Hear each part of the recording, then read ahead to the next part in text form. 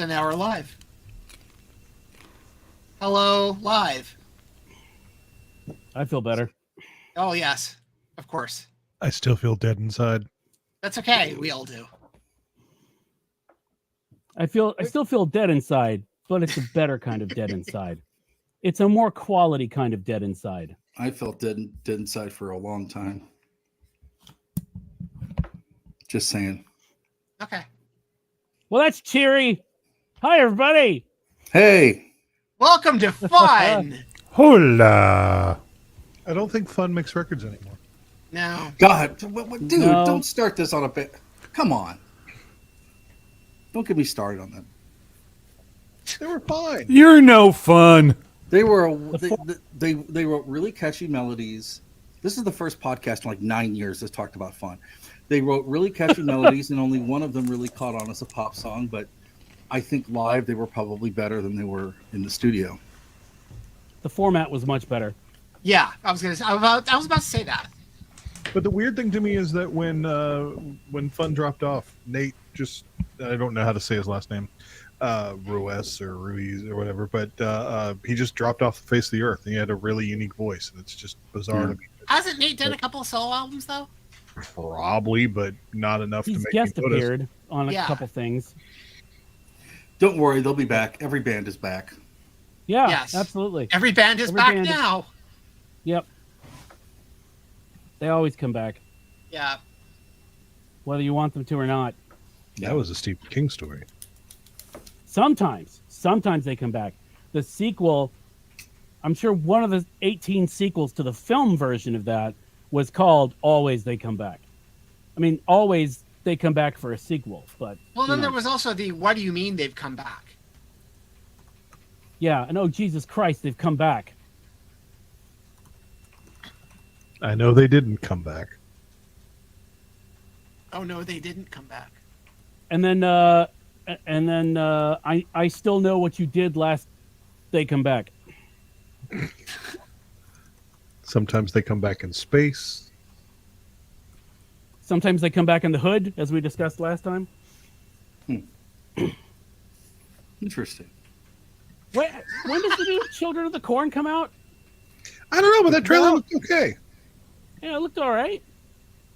I'm just considering that's the franchise that made King put in his contracts that sequel rights were not automatically included in whatever deal, which is You mean the dollar? standard. Sequels weren't included in the dollar. That's a second dollar. I guess. I don't really care. I guess. About If sequels. if you were an indie filmmaker, I'm sure he'd be fine with you making whatever the fuck, as long as he's still got the rights to give you. He'd probably do it. What was it? The thing that he oh shit! No, it wasn't that.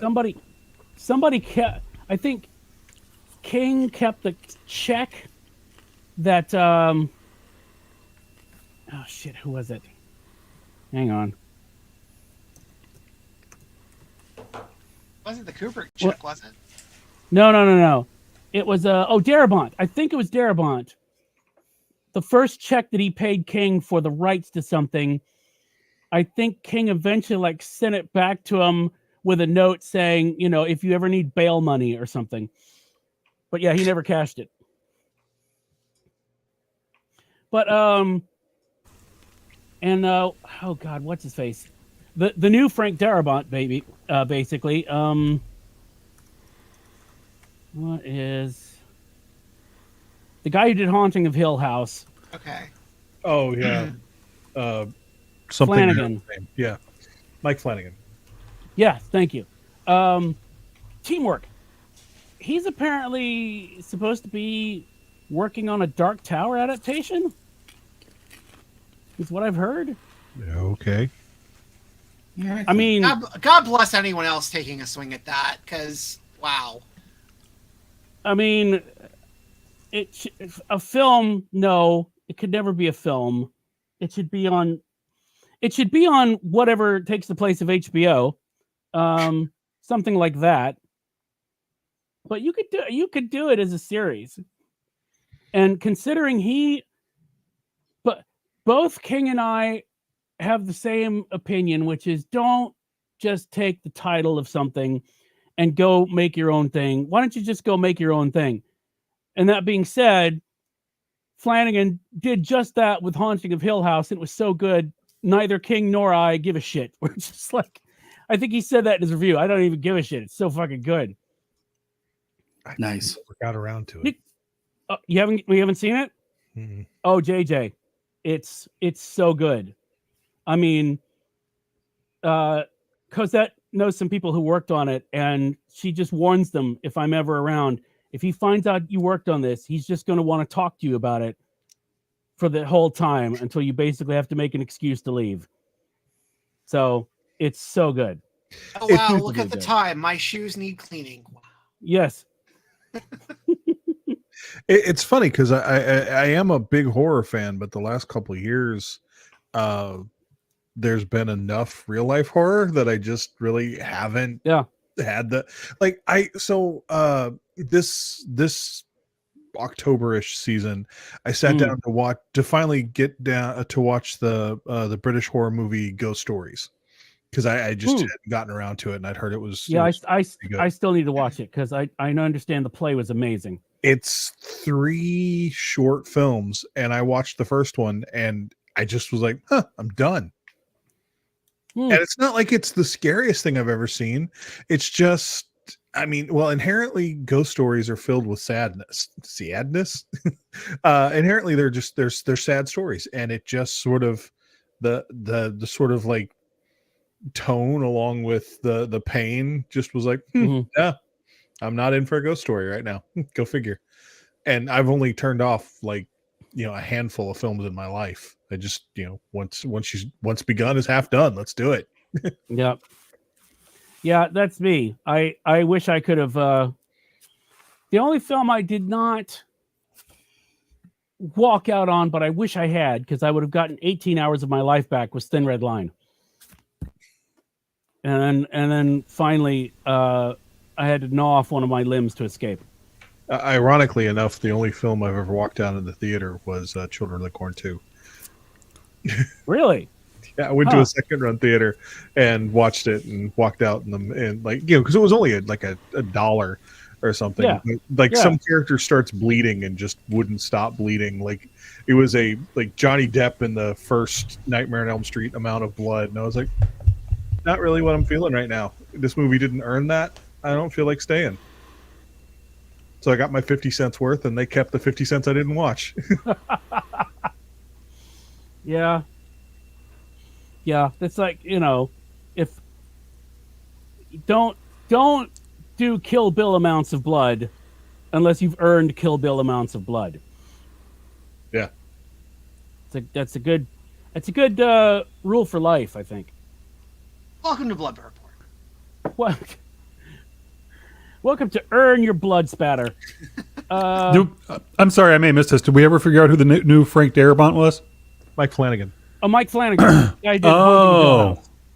Okay. I'm going to let GPT know that, because the AI didn't know who the new Frank Darabont was either. Wait, did you give ChatGPT? You asked the AI that it said I am not aware of the entertainment anyone in the entertainment industry or anywhere else who is being widely referred to as a new Frank Darabont. So I guess you're just that's according to the AI here. You asked the one that wrote so you're new. You?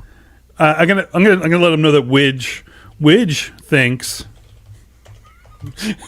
Who was it again? I forgot already. Mike Flanagan. See, he's not. Although here's the thing: by AI. behind the scenes, he's not really doing a chat bot.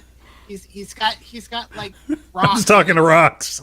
He's talking to rocks. I'm just talking to rocks. Just non sequitur after non. Maybe the chat box is really just rocks sitting in a room talking. Yeah, Google's paying her. The box of rocks. Let's throw to the box of rocks now. You need a mediator. Oh my God. The answer to every question is Zeppelin and Sherlock Holmes. That's actually pretty apt. Well, you can get pretty far with that, though. I mean, Jeopardy, certainly. Yeah. So, on the non-agenda, what is it? The Oscars are when? Like next week or this Sunday. weekend? Or Who the hell knows? Sunday. Wait, Sunday night. you broke the chat. I broke the Sorry. chat. What do you mean? No, What? you broke the AI over here. It insists that yeah, well, Mike Flanagan's talented, but certainly not. That they both have their own unique voice and approach to storytelling. So I don't know what your friend is talking about. Roxy's a little on edge this evening. Maybe she should Yeah, have I some guess. Advil and calm down. Yeah, I mean, Hey. whatever. And Madman came in to straighten all of us out. Oh, good. Oh, there he is. Thank God. Well, And now we're experimenting with AI. Sorry. I was just thinking about you anyway because I was planning on after this is over to watch a movie that you hate. Oh, God. Daredevil, the first one. No, Birds of Prey. oof. Boy, what did I walk in on? Wow. Why does Madman hate Bird? The fuck did I walk Don't. Do you have just 4 doesn't like hours? it. We don't. Yeah, I was about to say if you ask him, then we're done.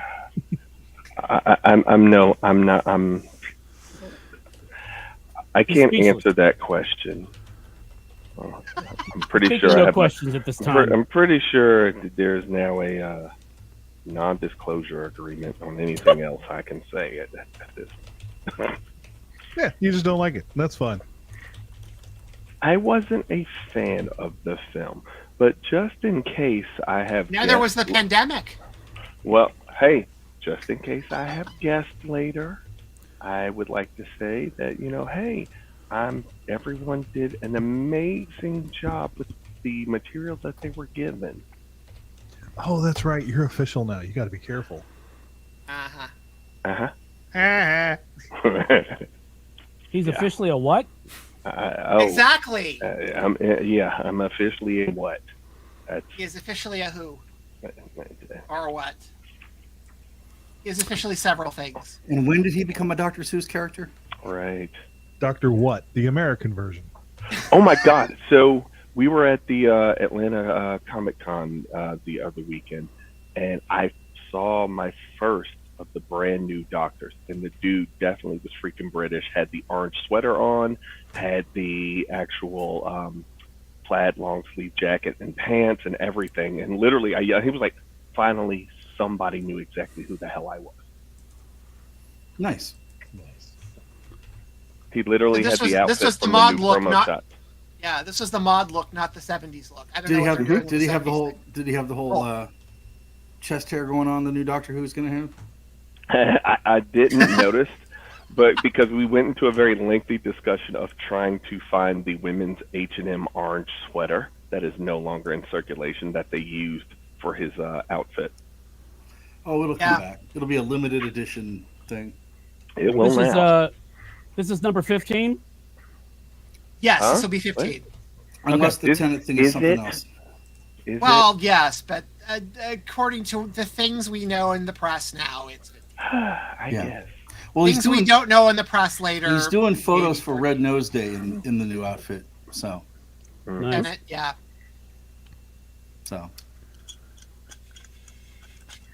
Yeah, I don't know. Well, so to get back to the original question of the what's it, who's it, whatever. So as you know, Lee retired from being Trek director, Right. Mm-hmm. and Jenny took over being Trek director. So Jenny's now Right. Lee, and I'm now Jenny as assistant Trek director. oh, congratulations! Oh. Oh, does this mean one of you has to fall asleep on this show? That's not him. Yeah, we could basically have we could just pretend Jenny is asleep in every Oh. episode. I'm just going to hold my bottle of wine and take a nap. Yeah, but with that background, when you You take gonna take a nap, you disappear. nappuccino? Love you, What Lee. is that background? It's a form of Batcave that's in the background. Oh, Okay. it's because it's so green. I thought it might be Right. Matrix related. Am I meant to name the Bat Cave? It's called the Batcave. It looks like Well, yes, Affleck's but- back cave. Okay. It looks It's the like did you Damien say cave. Abba's Bat Cave? Yes, that is exactly what I said. No. Okay. Knowing me and knowing you, that was the best he could do. Well, if that's their Batcave, send an SOS. There you go. There you Very go. nice. That was good. Here we go again. No, that's okay. Go, which is not the cereal, the band. Good serve. Oh, Hey. wow. Hey, Now sir. we got to figure out which most of us. So, Damien, did you Right. see Jerry Mathers at the convention? I really didn't go to look at anybody in particular. I just needed a day out to just hang out for a little bit. So Yeah. that's what I did. I literally walked around. I bought independent comic books and hung with people. That was I it. heard that he was Zero like, celebrities.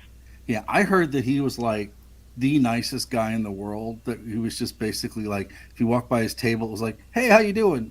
and not even expecting anybody to buy anything. That's But I think he's pretty so excited to get out of the house. You know, I Well, mean, I- that's how Mark Singer was at Dragon Con. I'm sorry I interrupted you, sir. No, and the weird thing is, I got there late Saturday. I wasn't going to go at all. But the way that they set this up, there was an Atlanta Hawks game, there was an Atlanta United game at the Mercedes-Benz Center.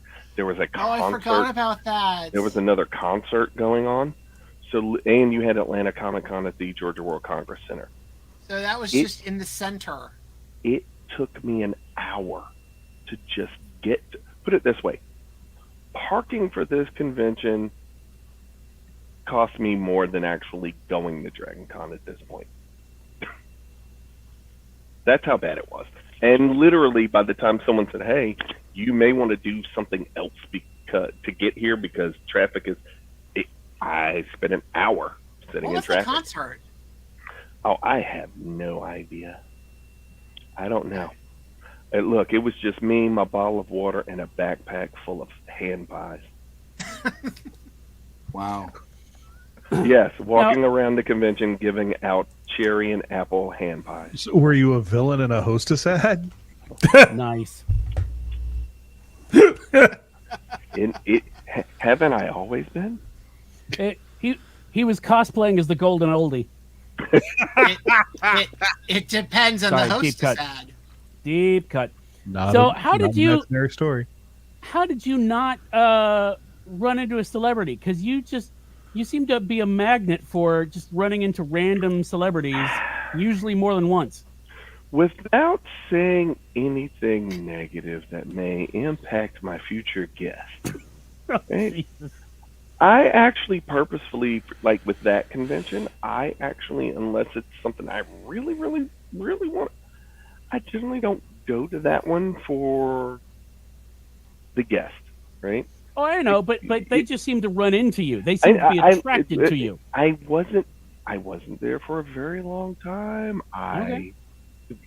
I waved high and by. There's some people that I can't say I didn't run into anybody, right? No. There's some people that, I recognize. They recognize me. We smiled and waved, said hi, and I kept moving, right? And so, I will say, Daryl Chill Mitchell, because I am one of those people that grew up with hip hop in the very beginning, right? Literally, I was like, "Yo, Groovy Chill," and he's like, "Aye," right, my man. And then we kept it moving. Nice. Yeah, I don't know. And the last time I actually went to that one, and I'm actually grateful I did what I did, which was that was the convention. I actually took the time to go get in line for a guest, and then met Kevin Conroy, and then got to go to the panel and do all the other things Nice. and see him again after. And then now with everything, it's like, okay, that the one time I don't go and pay for celebrity guests and see, what people who are there to see, I'm like, yeah, that one worked out very, very well for me. Not so much for him, but definitely for me. I'm glad I had to get that experience. So yeah, that was that. That's And now we need to figure out how Rob's going to interview everybody. What? Sure. No, No, man, you got to do all of the celebrity moderation panel. Oh, for your track. I thought you meant like All of us tonight, right now. Oh, no, man. Get No, interviewing. what do you mean for Start my track? start All of- interviewing. my all of brain the is in tracks. 10 different directions right now. You're doing Yes. all the tracks. What are you talking about? I'm not doing all the I have no Mhm. idea. So I've already signed you up for like 20 things. it depends who you I'm joking. I'm joking. Damien, I will say this. You and Jenny are on the short list of people I would do stuff for without hesitation. Thank you, sir. Because Most of the track directors I guess all the rest of us will just be leaving the show now. See you later. Most of the track directors are, right? But like Lee would call me like last minute and be like, "Oh, I need this or I need that," you know. Yeah, and I'm normally that guy. And I'm just saying I wouldn't mind doing that. Like last year I had to do that for the Apocalypse track, right? I ended up picking like 3 Walking Dead panels I wasn't supposed to do, but she's awesome, so I don't mind helping her out. So I mean, we're lucky that we have like a convention that has like track directors that for the most part are nice and so. I mean, I liked Lee enough that if she whenever I was going, if she gave me a heads up of some show I did not want to watch, I would just power watch it to get ready for whatever she wanted. And I would do the same for you, man.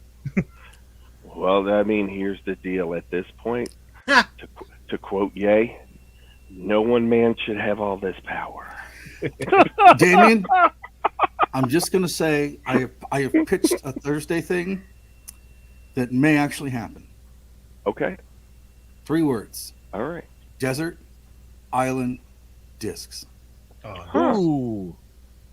Okay. Ooh. Okay. I want to just get random guests that have no reason being together, like Gil Gerard, like Neil Gaiman, I don't know, Luxana Bayul, right? And just ask them all what records they like and see what happens. Yes. That actually would be fantastic. It was funny Yep. because when I was talking to Eccleston, well, Tennant did it too. When I was talking to Eccleston, he like we did the interview and he paused and while someone was asking, he leaned over and goes, "Can we just talk about music?" I was going to bring up the Eccleston thing because that was really cool. Because we started talking about like same thing with Arthur Darvill. They just kept talking about records like before or after. Yeah, and like Eccleston knows like pretty much all those like weird cats in Manchester and stuff that made records. So he's like a crazy resource. I'm like, are you the? I asked him like, are you the guy that's going to get Peter Hook and Bernard Sumner back together? He goes, no, I'm not that guy. So, but yes, Damien, if you need help, let me know. Oh, I'm pretty sure we are going to. Right now, we're doing the whole. I think the next thing is dealing with volunteer signups and all of that. We've been going through the. Oh, I know somebody that was asking the other day about volunteering for the track. I'll send them your way. Absolutely. Signups are now. And I have to be at the Marriott. Oh, Hyatt Sunday from. I'm not even 6. Wow. I guess that is coming up, isn't it? Crap. Yeah, there's a whole calendar and everything. I'm like, oh, this is official. Like I'm having to dig through guests and look at those surveys we keep talking about. Those things are real. They are not playing. All right. Oh, Yep. now you can see what they said about me. Damn it. Right. Oh. Okay. All right. I'm gonna need everyone to tighten up. Okay. I can't have force. Gotta pump those numbers up, rookie. Look. Always be closing. Eccleston has not done Desert Island Discs, it looks like. No, but he loves. Gaiman only did it last year. Yeah, I'm really curious. I want to hear the old ones that are coming out. Yes. I really want to hear those. Yes. So I went back last week for inspiration and listened to like 7 hours of Desert Island Discs. Blasphemy. You were only supposed to stream De La Soul 24/7. I own the records. For at least 6 days. I own the records. That was heartbreaking. It really was. Man, that broke my heart. Thanks for doing that to me, dude. Yeah. They finally get the rights to everything, and then Dave. Right. And they probably would have toured. They And they still and might. They're talking I about own everything. they're talking about they're trying to figure out how they're going to keep going, but they want to. Because I saw They should get the what Daisy they do. experience, the Daisy experience thing they ran the other night. They said they're trying to figure out how they do it. They get Q-tip is what they do. Exactly. So Yeah. if you look back at the history of that whole era, right? You had the Jungle Brothers. Everybody kind of fell into that whole native tongue movement where it was the Jungle Brothers, De La Soul, Queen Latifah, Moni Love. I'm trying to think because I'm leaving somebody else out. Is MC Tribe Light Called in there? Quest. Yeah. No, she wasn't part of that. Arrested It Development. wasn't part of that. Nope, Okay. they came way later. Okay. So that whole block of people, I'm pretty sure you could find someone in that group that kind of fits that. And most of them were actually there on the thing the other night. Well, I mean, So- I saw De La with Tribe back in the day, and it was pretty much both bands going back and forth with each other anyway. That seems to be the most symbiotic. Yeah. Hang on. Oh, go. Sorry. Yeah. No, I have dogs. But yeah, no, I never got rid of my De La stuff. Sorry, man. I did buy 3 Feet High and Rising though. It's nice. Oh, hold on. I have to write this down. And De La, if you want- Sorry. No, I was just gonna say, real quick, Desert Island Discs. The Wendell Pierce one is fucking amazing. Okay. So listen to that one. It's so good. I think De La Soul is Dead drops physically next month-ish. I think they're doing them all, like spacing them out like a month at a clip. Yeah. Well, I don't even know. I think Tommy Boy's in Imprint is dead. No, this is them doing it. Yeah. So I'm just wondering how much of the back material that's not out do they own, and can we get? That was the deal. They own all of it now. Oh, good. Because I'm They wondering. own all of it now. So that was the big deal with like streaming it because they own their catalog again. Yeah. Now, one thing I will point out, when you get like the remasters or the new versions, some of the samples aren't Yeah. all there. Yeah. You won't. There's some. Most of them you won't notice, but there are the most Yeah. expensive ones are probably not going to be there. Well, they're listed on one of the Spotify tracks as De La Soul and Otis Redding, so that was how they rectified that, right? What you do is you put problem solved. You tour De La, Tribe Called Quest, and Handsome Boy Modeling School, and, just all up and put them with either Pete Rock or Wow. Pete Rock would be great with that, or actually Didn't Diggable they all Planets. show up for various Gorillaz dates? Yeah. I would put Jurassic 5 and Diggable Planets on there too. Ooh. Like all of those folks showed up for like various Gorillaz dates over the last tour. Yeah. So That would work nicely. That Yeah. would be Yeah. crazy. More people I'd have need to to like the shell out Jurassic some money. 5. Wait, who doesn't like Jurassic 5? Stupid people. Yeah. Jurassic fucking 5. Come on. Exactly. Chris Pratt is amazing in those movies. I zoned out. I zoned out, and suddenly we're talking about Chris Pratt. Yeah. Is- What happened? That would he's be going to be Jurassic brilliant as Mario. He's the best, so Chris. He's I'm the best hurting. MC. He's no sucker. I will say I liked hearing Diggable Planets in the new TMNT ad. Yeah. Mm-hmm. That was nice. Yeah, Yeah, that trailer did not suck. No. Haven't seen it yet. Yeah, Damien, in the Dragon Con DJ set that's in my head that has never happened, that Pete Rock, They Reminisce Over You song is in it. But most of the instrumental, like that instrumental for that, that's on the back of the 12-inch, is almost as good as the regular record. Hmm. God, I don't need another fucking earworm. Thanks. You, Oh. you need that. If you're going to do that, you've got to run it back with the first Jazzy Jeff and the Fresh Prince album with just a touch of jazz. That one's good, yeah. But I'm weird, Damien, in that I'm the last person in the world that loves third base. Still. What do you? What? Who the fuck doesn't like third base? Oh man, Again. lots of people. There's lots of people, but I will tell you this: you ever watch any interview with MC Search, man, and people don't realize just how much he has actually really, really loved hip hop from the very beginning. Yeah. And continues to help. Like, there is a whole thing where he literally helped Nas get better deals. right? For what he got, right? For nothing. Like it wasn't even a, hey, I'm gonna pay, right? It's, hey, all right, let me help you take care of this, right? So you don't get fucked. And because he's doing more and more interviews now with other people. I forget the last one I watched. I think it was Drink Champs. I'm really hoping, and I'm probably stupid in thinking this, but I'm hoping that the De La reissues sort of make people think about that era of hip hop, because the problem was that was kind of going on at the tail end of grunge and like when like crazy hardcore techno was in. So like the average person that casually listens to music might have missed a lot of that stuff that's really great. And I'm hoping a lot of those guys get their due. Well, and you got to think about it. All of those old albums at the time, if you notice them, Queen Latifah, Jungle Brothers, all of them had house and techno tracks on there. Yeah. Every last one of them. Right? Well, they were smart. They all got remixes on. Well, that and you got to think, but that's the natural kind of transition of things, right?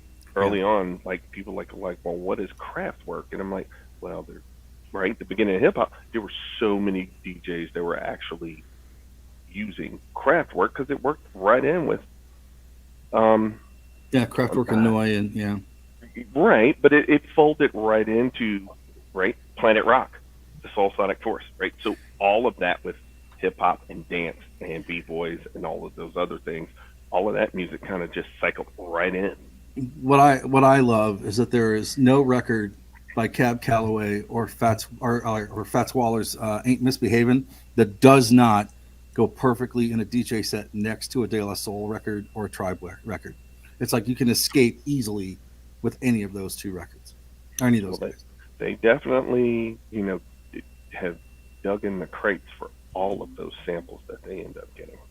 Yeah, I mean, when I worked at the record store, I worked with like 5 or 6 different guys who were hip hop DJs, and just watching them go through their process of picking out records and what records they picked that they were going to use for sets, and watching that was was more fun for me than hearing the music. It's like, what are you going to do with Barracuda by Heart? What? Mm-hmm. The coolest part of the Tribe documentary was the bit where they have Q-Tip going through his records and pulling out samples and just coming up with, oh, this is what we used for this, and then pulled it all out and showed how he did it.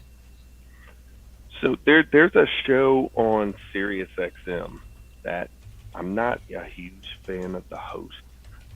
It's Rude Jude Angelini, who got his start over on what was it, the Jenny Jones Show. He actually started out as an audience person on the Jenny Jones Show and actually got a job there. But Jude, by far, is a huge hip-hop head. And one of the beautiful things that I like about him, he has part of his show, there's at least one show a week, where he literally just plays samples and then plays the hip-hop records that use them. Yeah. Right? He will play the originals and then run back through all the various people who've used that sample and how they've used it. I mean, the dude, look, he's crass as hell, right? But hands down is just a wealth of hip-hop knowledge, right? Especially for a guy like from the Midwest. There's a lot of stuff he drops. I'm like, oh, that's where that came from, right? Because I'm the first person. I love playing, name that sample.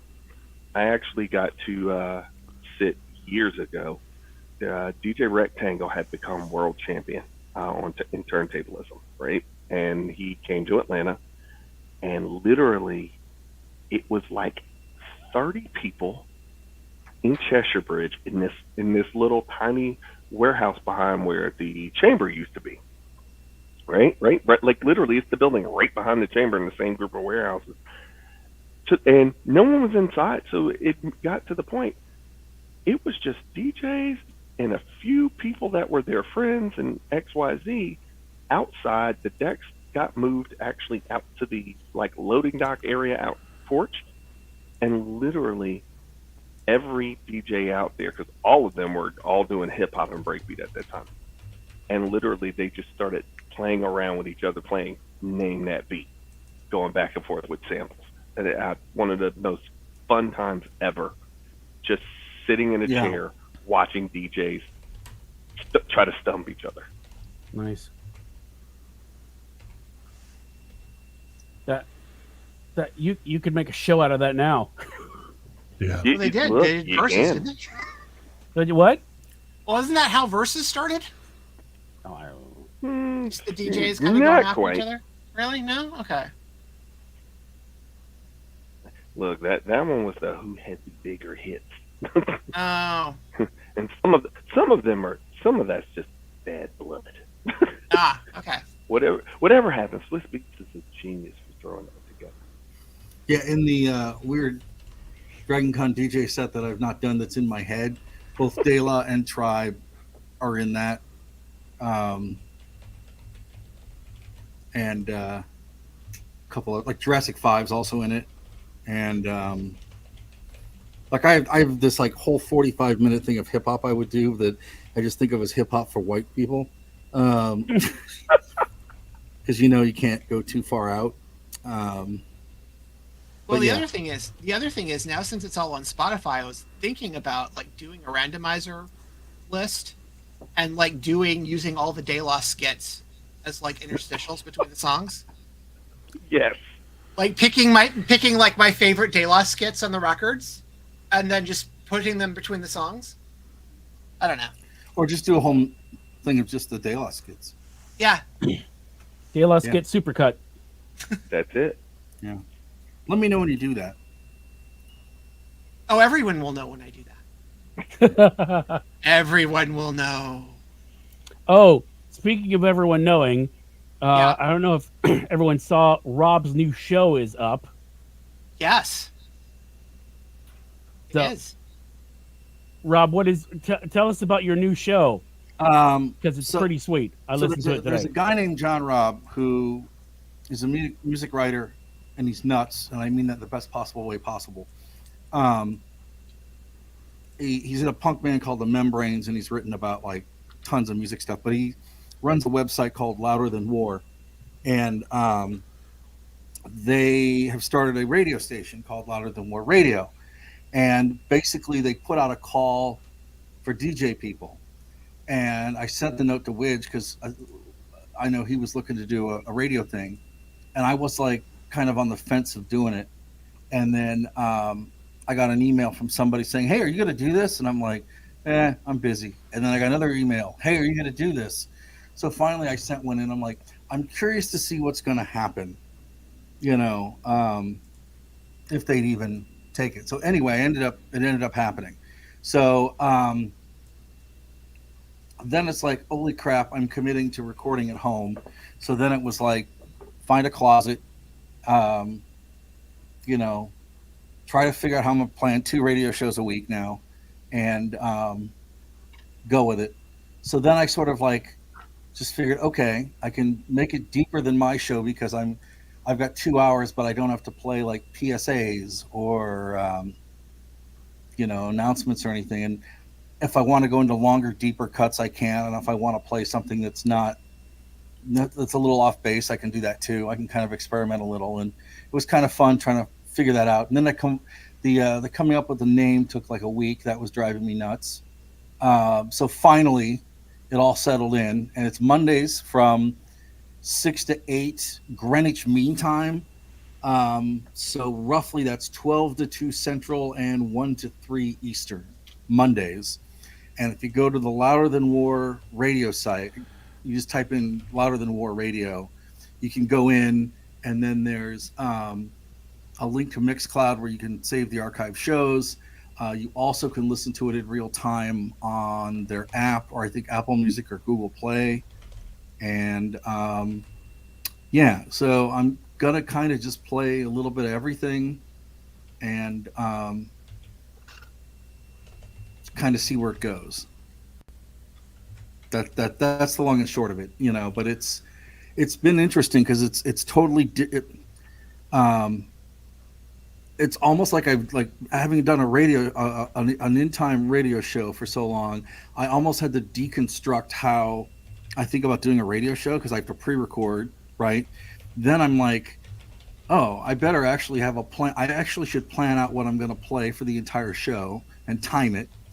Then I actually scripted out what I wanted to talk about, just to sort of get the thing for time, and make it sound a little more normal. So it's a little bit more, I think, constructed and less chaotic than the other radio show. And hopefully you'll find something that doesn't drive you nuts and listen to it. And it's kind of all over the place. It's mostly, still indie rock and punk and post-punk and some stuff like that and some electro stuff. But the biggest problem is that bands I love keep putting out records after I've sent off my recording. So it was too late to put the new Fishbone in. That was too late because I started the second one before that came out too. So I'm like, oh great, I gotta wait 3 fucking weeks to play the new Fishbone. And it's also too a chance to like really get bands that, I mean, I'm playing a lot of bands people have heard of, but there's bands in there people haven't heard of. They're either forgotten or they're like sort of like just indie bands that have been slugging around or stuff that I'm trying to give a little love to and a platform, because the music industry is a mess right now. And if you're a local or an indie musician trying to get your stuff out there, it's really hard. So I'm just trying to get some people some love that don't necessarily get it. So you probably won't. Somebody asked me the other day if I was going to play any Foghat. And I said no. And so you won't hear Foghat, or I probably won't play More Than a Feeling by Boston, because somebody wanted to hear that. But yeah, so that's kind of the long and short of it. It's it's Mondays, but from 12 to 2 my time, which is Central, 6 to 8 Greenwich Mean Time, and then 1 to 3 Eastern. I'm not even gonna mess with Pacific. And then the other cool thing about it is it's archived. You can listen to it whenever. So if you need to take a nap and you need to fall asleep, or you if can you're in the put that Pacific on. time zone and don't know what time it is. My brain is too tired to think of what Pacific That's time okay. is. I don't either. It's fine. So, but it's been weird because like I've gotten the first round of like listener demographics of like where people are listening, and it's just kind of like, where is this place? Where it's like you just look up these towns and they're like, what is this? There's somebody in Southampton that listens to it, that's listened to it twice. So they are either trying to commit suicide or drowning. What? Oh, I heard that little noise. So yeah, listen to it. It's fun. It keeps me busy.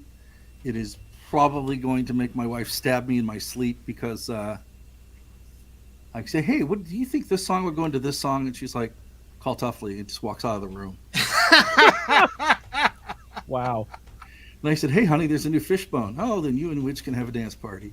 Good job, Janet. Good job. And she's like keeping me honest. She's like, don't forget the women. And I said, yes, dear. So yeah, I'm just, it doesn't have sort of a shape or form. It's going to be whatever. The next couple of weeks will be interesting because I started looking through records from the 20s and 30s that I've always wanted to play on the radio that Fun. Yeah. Nice. Some of that. And then the thing is, Widge is doing these Sonic Emporium things, and he's playing like crap from all over the world. I like, what is this? So there's a lot of that stuff I'll probably blatantly steal, just like weird music from like foreign countries I can't find. So I've got a ton of resources. There's a couple of things I'm going to steal off the randomizer that I'll listen to, and then it's so I mean it's kind of and I can do themes, right? I was really bored the other hour, about 2 hours ago, and I realized I could do. It's like I think I've got 2 hours worth of Bolivian pop music, just shit like that. So I can do all kinds. And the thing is, like, there's a bunch of other really great shows on there too. So like, it's weird just being around people that want to play records, whatever they are. And with the world being as completely fucked up as it is, music's the one thing you've got that can help you escape. It's one of the things you have that can help you escape. And the great thing is, like, I can do all this and I don't have to leave my house, because I don't like to leave the house right now because people are ass clowns. And it's like, so that's kind of cool. So yeah, listen to it, please. And yeah. Yeah, I've heard the first episode. It is worthy. You should go to Mixcloud and find it and listen. And the first And one, Rob, yeah, are you going to play Muskrat Love? no, Oh, okay. I might play the. I can't listen to that. I'm If sorry. there's a Wesley Willis version of Muskrat Love, I might. A couple of days ago, Who's covered Muskrat Love? I heard Muskrat Love at Mall of America, and we left. so because I spend a lot of time in my head, I was actually just thinking a couple days ago how I would pay real money that I don't have to get a cover album of Tom Waits doing what are generally considered the worst songs of all time, and Muskrat Love was one of the biggest ones. I really want to hear. I want to hear Tom Waits. Yeah. To do Muskrat Love. I want him to do MacArthur Park. Oh wow! I want Tom Waits to do Tie a Yellow Ribbon. JJ, that's his Rick Rubin album. Or Tom Waits covering like Tom Waits covering like The Locomotion. I mean, because the thing is, I'm not even a huge Tom Waits fan. But when he needs to do the Rick Rubin album, that's it. What?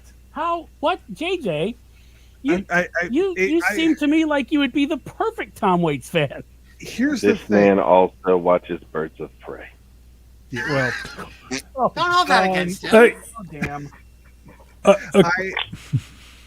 Please, what were you going to say, John? Having said that, there is somebody who's in the Birds of Prey movie that I did play on the show this week. Nice. I just want to point out that when we asked why does the unidentified madman not like the movie Birds of Prey, the final sentence was, "It's important to remember that everyone has their own opinions and taste, and what one person likes or dislikes about a movie may not be the same for everyone else. So obviously the AI is broken." Well, the AI is never interneted. Thanks to the internet, people are allowed to be loud and wrong, and that's okay. No, it's not okay. To honestly answer your question about Tom Waits, here's the thing about me and Tom Waits is you like him better as an actor. I do like him better as an actor. He's a fucking great actor. I hear Tom Waits music and I can, like, the analytical part of my brain goes, oh, there's nothing about this that is bad. He's got a very unique voice. He's got a very good style, but it doesn't connect with me emotionally. So it's that kind of thing. It's analytical music for me as opposed to I can groove with this. Because JJ is dead inside. Let me ask you this. I already said that. That was the very first thing I said when we went live. Do you like Nick Cave? Again, I know it is good. I hear you caving. Because it doesn't connect Nick with Cave is Tom Waits with slick hair. So, just saying. Well, JJ, what I would say is go find Tom pre-gravelly voice Tom, like Closing Time from 1979, and try that. I love that song. Doesn't go Closing Time? I can't even do it. I know who I want to take me home. Oh God. But like like I don't remember what album it was off of, but somebody I used to work with in a restaurant used to play a certain Tom Waits album that had a lot of spoken word stuff in it, and whatever album had. Whatever the what is he building in there? Yeah. I love that, and I quote that all the time. Whenever my neighbors are like putting up a picture or something, you can hear the noise coming through the walls. It's guaranteed someone in this household will go, "What is he building in there? It's not for the children." Yeah, they're rebuilding it, or they're re-releasing his first record too, with like a bunch of extra stuff. So I'm excited about that. Nice. One of the things that I did when I was in Minneapolis is I just wandered around to all the streets that were Tom Waits songs. Oh, nice. That was a day. When I first went to New York, one of the first things I did was went to 53rd and 3rd. Good. Because I was like, I now get to live my inner Ramones fan, so I'm going. I'm very proud of you. If you like What's He Building, that's on Mule Variations. Oh, you should check out you should check out "The Ocean Doesn't Want Me Today" from Bone Machine.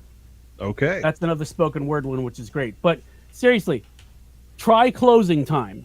Sure. Because if all you know is the gravelly voice, later Tom Waits, he used to like just be a crooner.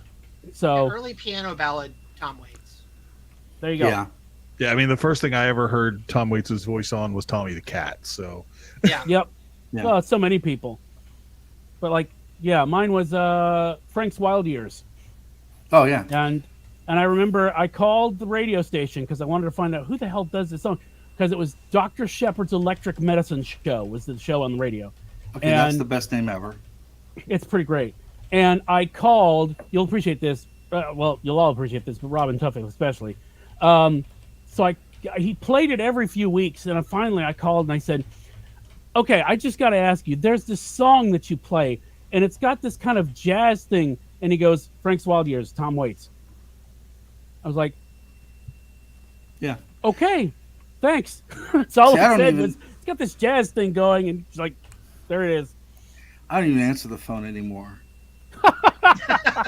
Because phones have COVID germs on them. Yep, there's that. And 9 out of 10 times, it's like there's a guy that calls every week wants to hear Nazareth. And I'm like, have I played Nazareth any of the 10,000 other times you've called and requested it? Then no, you know. And honestly, the interactions with people that send like emails it's way more easy to do that because you're not like trying to do a show. You can talk to them later, right? So you don't want to make an enemy out of that Nazareth guy, though. What I understand, if you mess with him, and I don't think I need to finish that. I just nicely explained that that's not my thing. You are a son of a bitch, JJ. Well done. My mom's dead. Well done. Hey, speaking of dead, looks like Leonard Skinner's dead. Finally, all of them. Request Nazareth. That's not going to stop them. Do you really think that's ever going to stop them being dead? No. Somebody's going to get a Leonard Skinner tour up, and it's still no matter how, even if they say it's it's never ending. It never ends. It's like those furniture stores that are having the closing sale that goes on for years. They go out for business. Yeah. I grew up in Mississippi, and rock stations only played two bands, and that they would play a Led Zeppelin song, then a Skynyrd song, then a Led Zeppelin song, then a Skynyrd song, and so help me, both bands make me break out in hives. See, yeah, but not the hives. They're okay. See, here would be "Don't Stop Believing" and "Sweet Home Alabama" would be the two records I would hear all the time, everywhere. You know, whenever we go to a wedding here, I look at Janet. We're like, okay, we're gonna hear "Sweet Home Alabama" tonight, but it's gonna be when everybody's drunk, and that's usually when we leave. Like, okay, sneak out there. Who are you hanging out with? Well, I have family. I have family that gets married. Damien, it's pretty white here. Show up? I was at a Metallica show in Huntsville once. Hey, the other band someone- that they play on Mississippi radio now. Yes, and someone actually did yell "Freebird," and they started playing it and then stopped. I once, and I'm not going to James say like, "Oh, you like that song, huh?" And they started playing like a couple of notes from it, and then they just went into something else. I'm not going to claim I was sober at the time, but I once went to a Billy Bragg gig and yelled "Freebird," and he started laughing and played it. Nice. I'm sorry. Well, You're a bad person. yeah, with my band, basically we had a law. It was a law that if someone yelled out "Freebird," we would immediately stop whatever it was we were doing and launch into a reggae version of "Sweet Home Alabama" called "Sweet Home Virgin Islands." And we did this in Limestone County, and our bassist was like, "We're gonna die," and I said, "This is the law," and we just did it. Were you a limestone cowboy? No, absolutely not. Oh, and Rob, That's where- speaking of which, That's where the meth is. I did not know that Muskrat Love is itself a cover. Yeah. But do you know who else covered it? This version I think you should play. Tool. Bob McGrath. Oh, You know, I have a couple Bob McGrath albums. Yeah. I didn't realize he had covered it. way to pull out Now, the if one Tool name covered that it, would make me go, That'd be "Aw." amazing. Yeah. Yeah. So when we went to Mall of America, they played Muskrat Love, that Close to You song, and some other god awful Helen Reddy thing. Oh, that just the two of it. Ain't no getting over, just the two. I was like, I'm out of here. You know. Yeah. You just weren't ready for it, were you? Well, I didn't realize it was 1975. I knew politically it was, but I didn't realize that like musically it was. You know. The thing I like to think about with the Carpenters is that Karen was actually a good drummer. You know, the Carpenters are way more better of a band than people think. The problem is that like the easy listening radio played them all. They went there. That's what that is. They went there because they're sold. Yeah, they were the Nirvana of like 1978, right, or whatever. So. Yeah, if you want to hear "Close to You" redeemed, watch Mirror Mask. It's there's a sequence in that you go, of all the songs that I would figure you couldn't make creepy, I didn't think you could make "Close to You" creepy. This is fucking creepy. No. Although that Carpenters, if I Were a Carpenter tribute album that came out a couple of years ago, that Sonic Youth is on. The Sonic Youth cover. The Sonic Youth cover is friggin' amazing. Ooh, I gotta write that down. Hold on. Shonen Knife. The Shonen Knife on top. Oh yeah, hold on. I'm gonna write that down too. I resorted to carrying like a notebook around. I used to just carry a notebook around to write my ideas on, but now it's just songs in random order that if I ever die, they're gonna be like, "What the fuck is wrong with this guy?" So yeah, like with little arrows, like what song goes into the next, you know, like. And that's one difference between you and me is that you actually care if they blend. I'm always like, fuck it. Any two songs go together. Let it ride. You are completely right. Any two songs go together, and it doesn't matter. However, the art of the segue and putting the thought into that and curating music is a dying art. So you're not wrong, but there's something about the part of me that likes chaos. And that's it terrific. Just loves when things just crash in a nasty, gnarly way. I like the sudden stops or shifts into stuff you wouldn't expect. Yeah, which is mostly what my playlist thing is. There's a couple Maurice Chevalier records that end on the same note as the very first note of like Ministry songs. Yeah, so you can totally make that work. Yeah, I like JJ. What I like is to try to figure out things that sound great and get something going for like 2 or 3 songs, and then you hit them with you get them relaxed, and then you smack them upside the head. Yeah. But what was it? I was looking at. I actually just have giant playlists in Spotify that I add stuff to. Like if I were a carpenter, I just added that. They're massive. It's ridiculous. That's the other thing too, is I'm starting to actually like really like listening to music again, because I'm going deeper into. I spend some. I don't know if you have this toughly with, but you spend so much time trying to hear new stuff that you're like, oh yeah, what's this? Normally, how a randomizer starts is I will be listening to something in the car, and then I will think of like the 5 other songs that go with it. Yeah, and that's kind of, you build it out, and then try to figure out, okay, what's the weirdest thing I could put here? Yeah. So yeah, I have a whole playlist of nothing but starters that I would like to start a Sonic Emporium with, and I just build from there. Yeah. I went down a huge rabbit hole of Faith No More covers a couple days ago, and that was Wait, Faith No More covering things, or people covering Faith No More? People covering Faith No More. Okay. They specifically like to cover From Out of Nowhere. That seems to be the big one that people like to cover. It's a great song. I'm very excited. Well, it probably won't come out for another 80 years, but amongst the things in the Paisley Park archives that haven't come out yet is the Mike Patton Prince stuff. Yeah. Okay, then. Hell yes. Okay. Please. Elaborate. So when I went to Paisley Park, Prince would do a couple things. If there was a band he wanted to see, he would just invite them to play a private concert at Paisley Park, and then invite people, and he would either charge or not charge, right?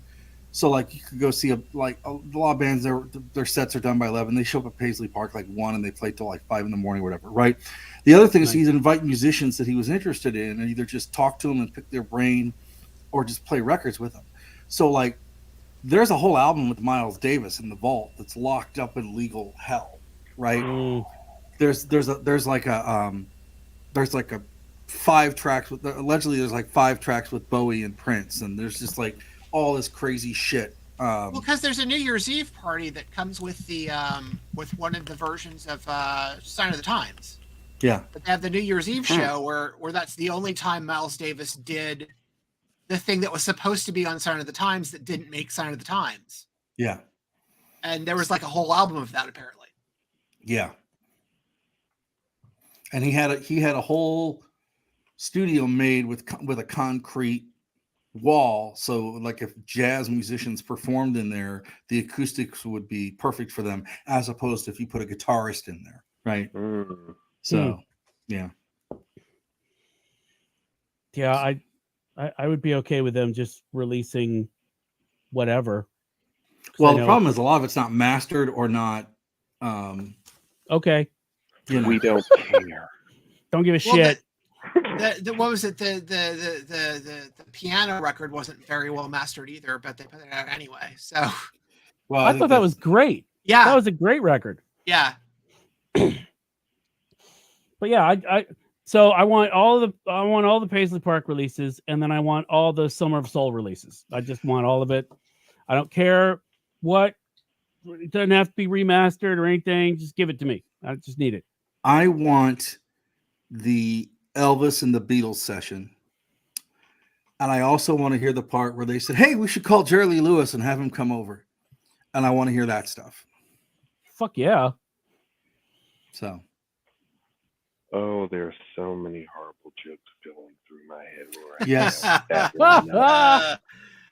But my favorite Jerry Lee Lewis thing was, I forget where Henry Rollins told this story, but apparently he like interviewed Jerry Lee Lewis for Rolling Stone, and he did his homework, and he was like, people were telling him, if he calls you killer, then he likes you, and you're doing good. So just keep it up.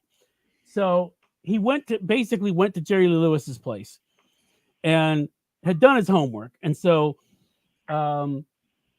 he's taking him like on a tour of the place, and Henry's eye says, my eye caught this picture of him performing, and it was very obvious that he was chemically altered in some way. And Jerry Lee apparently looked at him looking at that picture and said, well, killer, I think somebody in that picture had taken some pills. Which just amuses me to no end for some strange reason.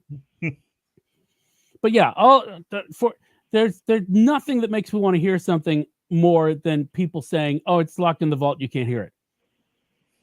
Well, I didn't want to fucking hear it till you told me that. Now give it to me. Yeah. Exactly. That's like why I asked all about the Summer of Soul footage that's being, put on YouTube. It's like, oh, thank Jesus. Man, yeah. I got to tell you, I never, I thought of Sly and the Family Stone in a completely different way after that movie. Oh, yeah. Oh, my God. That's like all these things about, you go back in time and like see one artist that you never were alive to see. And I'd be like, Sly and the Family Stone. I just want to see that. Yeah. So if you're out there, Questlove, and you're watching, we would love to see all of that come out. Oh yeah, I know he watches. Speaking of Questlove, though, his masterclass is really great, and he tells. I'm not even going to attempt to tell it, but he tells a story about DJing the last party that Obama had in the White House. And you heard this? You heard this, yes. Damian? Yes. Yeah. And how it went remarkably wrong. Yes. It's so great. But no, that's a good masterclass. Most of the masterclasses are good. Nice. So I think we've exhausted music. So did Have we? anyone have any thoughts on the Oscars before they show up on Sunday? I will say. Oh, go ahead. I was going to say Michelle Yeoh, if there is any justice in the world. Yeah. I would. Which love, means she they'll probably won't just give win, it but to there you Jamie go. Lee Curtis. I'm rooting for her, Jamie Lee Curtis, and Short Round all to win. I hate calling him that, but I cannot remember his name. Yeah. It's Keith White gentleman Kwan, who- isn't it? Yeah. Yes. That's right. Yeah. The other thing is, a lot of the short films are on streaming platforms now. There's a great one that's up for animated. I think it's an animated short. The Boy, the Mole, the Fox, and the Horse. It's I've heard amazing. of that, yeah. It's amazing. And his I'm also wife and his lover and curious. his thief. Yeah. Well, now it sounds like my search history. It's amazing. Oh, Right? I'm also curious. Idris Elba voicing a wolf is like Yeah. fantastic, and it's like emotionally great, and it's fantastic. That Argentina 1985 movie is terrific. All Quiet on the Western Front is just fucking incredible. still need to see. Yeah. I want to see the theater, but people. If Everything Everywhere wins, I will have actually have seen a Best Picture film, and I don't know when. I'm but- really hoping it does. I think the last one I saw in the theater was Parasite. So, Okay. and I understand that this is the tar of podcasts, but Wow. Oh my God. she's fantastic in that, right? But I really want Michelle Yeoh to win. Yeah. I think for so many reasons that aren't just the film, I want her to win. And what I really want, and they need to do, and I'm not sure they ever listen to me, because once again my request to get seat fillers for me and Rox didn't work. It's year 20 now. James Hong needs an honorary Oscar. Yeah, I would be okay with that. If you look at the people that they've given them to, he's certainly worthy, right? I mean, the guy worked with fucking Clark Gable and Harrison Ford. I mean, how many people can say that, right? So, give him one. Well, that's one of the things I want to ask is the I forget the actress's name who played the girlfriend who, no spoilers, but basically running around towards the end of the film pushing James Hong in a wheelchair. And I just want to say, is that as cool as I think it would be? Yeah. That's my one question. Yeah, looks like I think Spotlight is the last one that I saw in the theater. The last Best Picture winner? Okay. 2015. Yeah. But because Mad Max Fury Road was nominated but didn't win. I think that Yes, but good. there's a difference between, and I guess this is a difference between in the Oscar eras when there were, when they just picked the 5 and then they have the 10 to 15 nominees, one of which everybody must have seen. In the desperate search to find a film that at least more than 4 people have seen. And as a I'm Best sorry. Picture nominee. Top Gun for screenplay.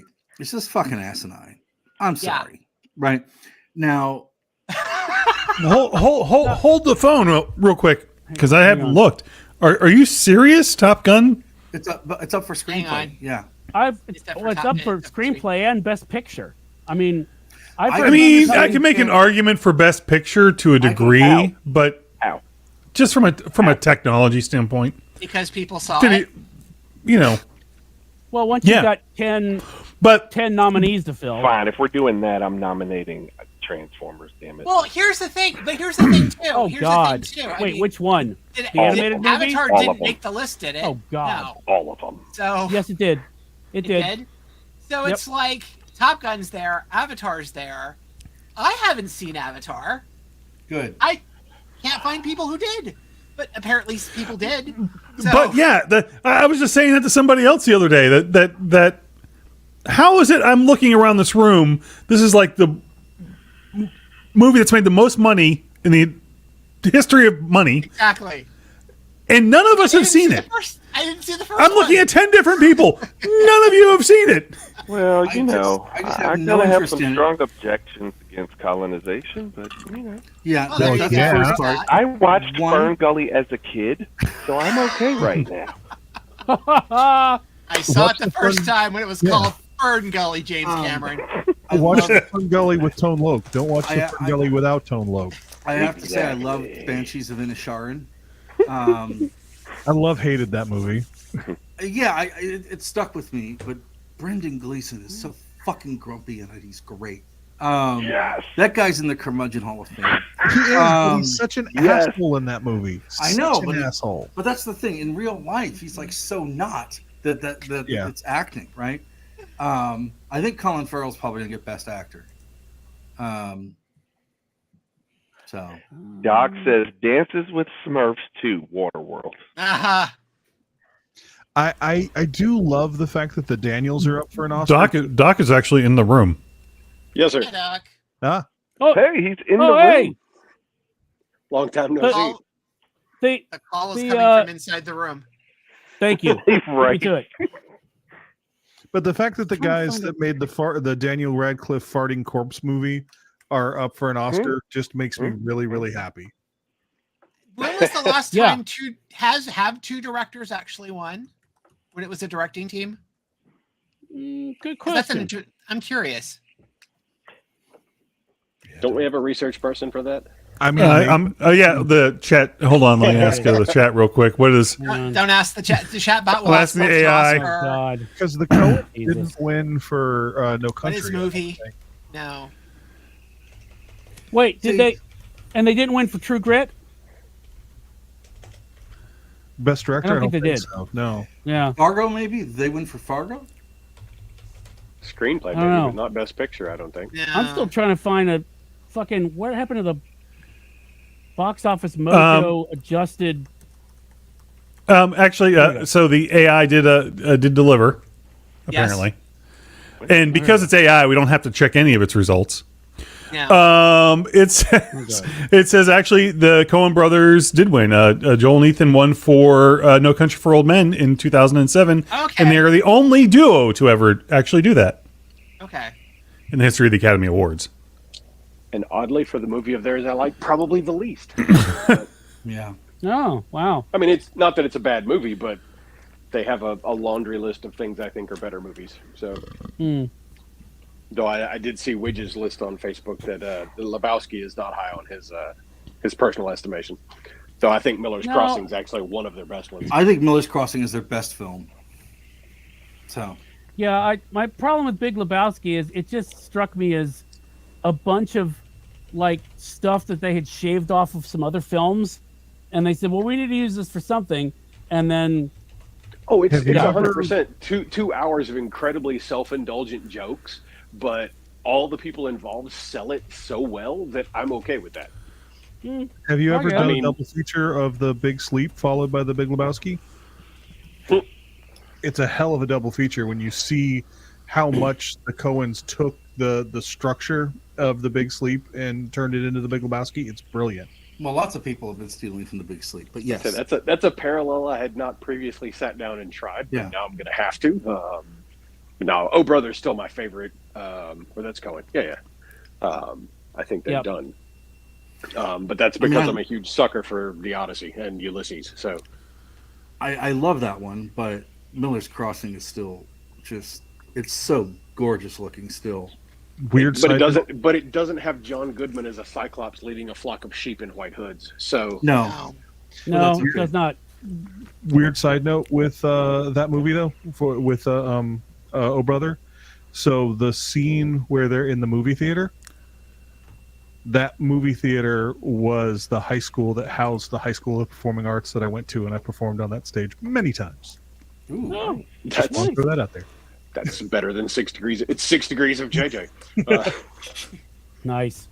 And I Yeah, know my that- favorite Cohen has got to be Raising Arizona, just because I have seen that so many times, and it never gets old. Ever gets old. Boy, I love you got it. a panty on your head. And I know I'm Yeah. coming in late to this thing, and I was in the backstage area when the discussion was going on about James Hong. I want to second the James Hong needs fuck a honorary. We'll make it a lifetime achievement award. well, that's Just what I was talking because- about. Yeah, just because I want Kurt Russell to stand on the stage with a trophy in his hand and say, "You were put on Earth to get it, Mr. Hong," and hand him the trophy and walk away. Yeah. I'm good with that. I'm totally good with that. So where is the? Okay, I think I got it. Where is? So speaking of your list, Widge, Yeah, yeah. I did not see Lawrence of Arabia on there. Oh, Was there a Lawrence of category Arabia- for too long by half? There's wasn't a category for what second best film transition of all time. Yeah. Well, that's fair. It's Yeah. a great movie. Yeah. It's so weird to me to watch movies like, I'm fucking Endgame or Avatar, any of this shit now, and think, 30 years ago they had a good sense to put a fucking intermission in this thing so I could get up and go to the bathroom and not miss the next scene. Lawrence of Arabia is shorter than the latest Avatar movie. Yeah. And it had a break in the middle. Not that I have seen the latest Avatar movie. I am reliably informed by an 11-year-old who I think is its target audience that it's fantastic. The that 4K restoration of Lawrence of Arabia, I need to see that. Yeah, they put that up here, trying to get me out of the house, fuckers. Yep. I know what they were up to. Yep. I know what they were up to. So let's see. Look, I've left the house to see one movie recently, and that was Cocaine Bear. That's the level asked me at to get me the fuck out of the house. I actually passed on an invite to go see Cocaine Bear this past weekend, and I kind of regret it. I'm not going to lie. I did not. I might go to the Cocaine drive-in Bear. for that one. I saw. I might go to the drive-in for that one. Which member of the Village People is that? All of them. Okay, I saw Yeah. Ant-Man as well. I did see Ant-Man as well. I you're haven't right. seen everywhere So- all at once. And the last movie that I actually went out, I actually did the advanced screener for Ant-Man. Yeah. Oh, yeah, that's right. Because I saw I saw you posted something kind of from that. I did the Quantum. Yeah, this is the first year I've actually seen two of the nominees in like as long as I can remember, because I watched them both on an airplane on a transatlantic flight. I saw everything in Top Gun on an Atlantic crossing, killing many hours in a plane. Probably not the ideal viewing circumstances, but I've still seen a chunk of them, which really surprised me. But yeah, I did see Top Gun. Let me take that back. I did see Top Gun. I Not seen it that. actually Did not. it's a better movie than the original holds up to be, which is not saying a lot. Yeah. But it's at least got a plot that hangs together as far as like human beings having interactions with each other. And I don't know where they found this dude that plays Goose's kid or whatever. That's such a fucking dead ringer for the actor that played his dad. Miles Teller? Miles Teller, yeah. Yeah. Whiplash. I mean, you could say Fantastic Four, but Hey, we're not going to do that to him. but he was fucking great in Whiplash. And I have not seen Whiplash. I had not encountered him in anything before. And as soon as he appears on screen, anybody who knows the original knows exactly who he is. It's just uncanny the level of resemblance that two completely unrelated actors have. So I would also recommend watch Whiplash. yeah. So I figure it's not. Way of Water has not shown up on the adjusted list yet because it's too new, but it looks like on the adjusted all-time box office, it is number 37, just below Infinity War, and just above the first Ghostbusters. So there you go. It's a lot of tickets sold. It's a lot of tickets sold. And let's see, the first Avatar is number 15, just under Ben-Hur and just above Endgame. So, Yeah, the number of Marvel movies in that top 25 is kind of freaky. Well, we benefit from time period nostalgia and technology. And Robert Yeah. Downey Jr. post cocaine. yeah, That's also true. Well, we had to Actually- save it for the bear. That's a different Cocaine Bear. interestingly enough, the only Marvel, the highest Marvel film is Endgame, and on the adjusted list, it is 16. It is the only one to make the top 25. Oh, I thought The next Infinity one- War cracked it too. Infinity War, like I said, that's 36. Mm. But I I mean, wonder- there's I a thought- ton. Oh wait, no, sorry. Black Panther is 31. So, Endgame is the highest one, followed by Black Panther. So, there you have it. But Black Panther is in all of those top movies, proving that really Marvel was just waiting for Black Panther. I say that Chadwick Boseman was a license to print money. Well, Pretty much. Wait until you meet Jonathan Majors. Oh, oh, I'm looking He's forward to seeing great. many, many, many more of him. yes.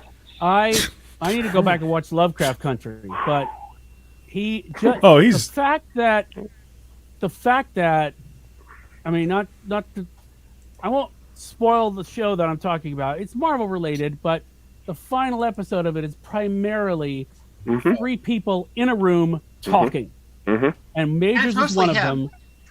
It's a lot of him, and he A hell of a lot of carries him. it. Yeah, he carries it. It's Actually, he's fantastic. carrying an apple. Yeah. That's what I'm like. That's what I'm like. If you're cosplaying, He Who Remains, if you're doing Kang one day and He Who Remains the other, just He Who Remains, have an apple, and the people who know will know. Well, boy, wait until you see Quantum Mania. I'm looking forward to it just because I want to see him, and I'm curious to see lots of things. I'm curious to see what they do with the microverse, and I'm curious to hear why the fuck MODOK is there. But don't say anything. Don't say anything. I'm not Don't going say to. anything. Definitely not Thank going to. Thank you. Definitely not going to. I will say, and this is I'm being vague here. Don't worry, I'm not going to ruin the movie for you. But Thank you. there is a believe it or not, in a Marvel movie, there's a post-credit scene that had something in it that surprised me. Really? Yeah. Wait, JJ, Wow. between me and you, first mid-credit scene or post-credit? I'm trying to remember which is which. There's a scene with a whole lot of people in it, Gotcha. Amen. and there was. Amen. I think it might have been the very first of the many people they showed that I went, holy shit, it's blank. Amen. And I was like, I can't believe we just saw that character on the screen. Mhm. Yeah. Yep. Huh. But keep in JJ, mind, I'm a big enough Marvel fan that could have been, Havoc. I That know. could have That's been- why. I mean, just That's about what I'm it. saying. Very well done, because normally I'm very afraid, because people will be like, they'll say something like that, and I'll think, okay, who is it? My brain will do this. I can't stop it. It will I go, understand. okay, who would be the person that person would be least likely to see, and I would go, and I would say it, and then I would be right. But you, Calabac. I am. Fin La Fang China. Foom. I can't believe they put Gilgamesh, the forgotten one, in the end credits. And with Eric the Dr. Red. Druid. The Aquarian is the big bad for Phase 6. Oh my No, god! I mean, I'm the person who's Wow. watched the New Mutants a few times man. just because I want to see. I want to see the scene with Lockheed at the end. As a side effect of decades of running the 80s Marvel RPG, I have catalogs of these forgotten villains and heroes that people like to use for these Oh things. yeah. When El Aguilar showed up in She-Hulk, I was like, I know who that is, and everybody Yeah. around me's like, what the fuck do you mean you know who that is? I'm like, I've used him in at least 3 games. Like, he's yeah. awesome. He's got a sword. Yeah. He does electricity shit. And they're like, how do you know this stuff? I'm like, the Gamer's Handbook of the Marvel Universe is the truth. I have all of them. Not even just that. It was the official handbook of the Marvel Universe, the original version. Yep. I had 12 that shit. issues. I bought it twice. Once so I could take the covers off and turn it into the long poster of everyone running in one direction for some goddamn reason. And then I had the other version that I had that was, and when I kept the insides for reference. Well, But that's the thing. The old TSR Marvel game took Yeah. those issues and statted every single one of those characters out for the game. I know. And I they had did I had the annual Marvel updates game, and Aquarian was one of the little every figures. year. They did an annual update of new characters and changes to characters like every year through like 92 or 93 before they finally stopped publishing them and canceled the game line. Yeah, Wow. thousands of these dudes, and I've run a game once a year for folks at like a little summer game day thing, and I'm Nice. constantly mining that shit for obscure villains to throw at people. And to this Yeah. day, when they introduce a new character in Marvel, usually in the back of my head, I'm thinking, this person has the strength of an average human with a moderate workout level. Yes. No, Yes. not the Olympic level athlete. Oh wow, that's fantastic. How such things mold and shape us and warp us. Yes, Like they I do. said, Mostly I war. basically had no inner monologue for many of the early years of my life, because I watched Super Friends and they can't have thought balloons, so they thought through everything out loud, and so did I.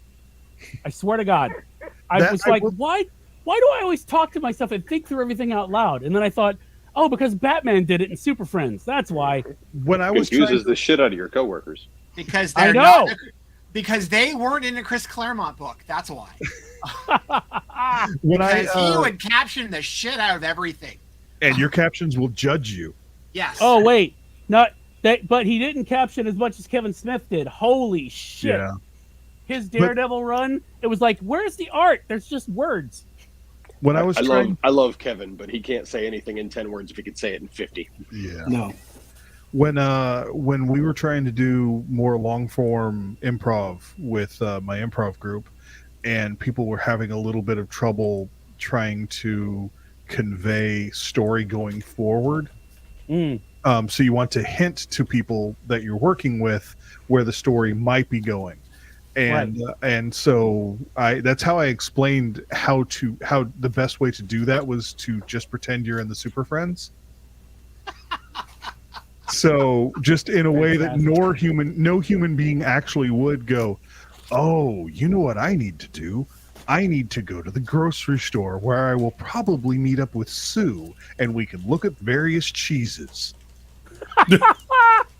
That's amazing. I love it. I want to find an I love improv group or something of the kind where I don't actually have a role except to stand off to the side and be the captions. And then they have to respond to whatever I'm saying their internal monologue actually is. I want to write other people's internal monologues. I think that would be a blast. Yeah, that's a game. Yeah, I have played I forget what it's normally called, but yeah.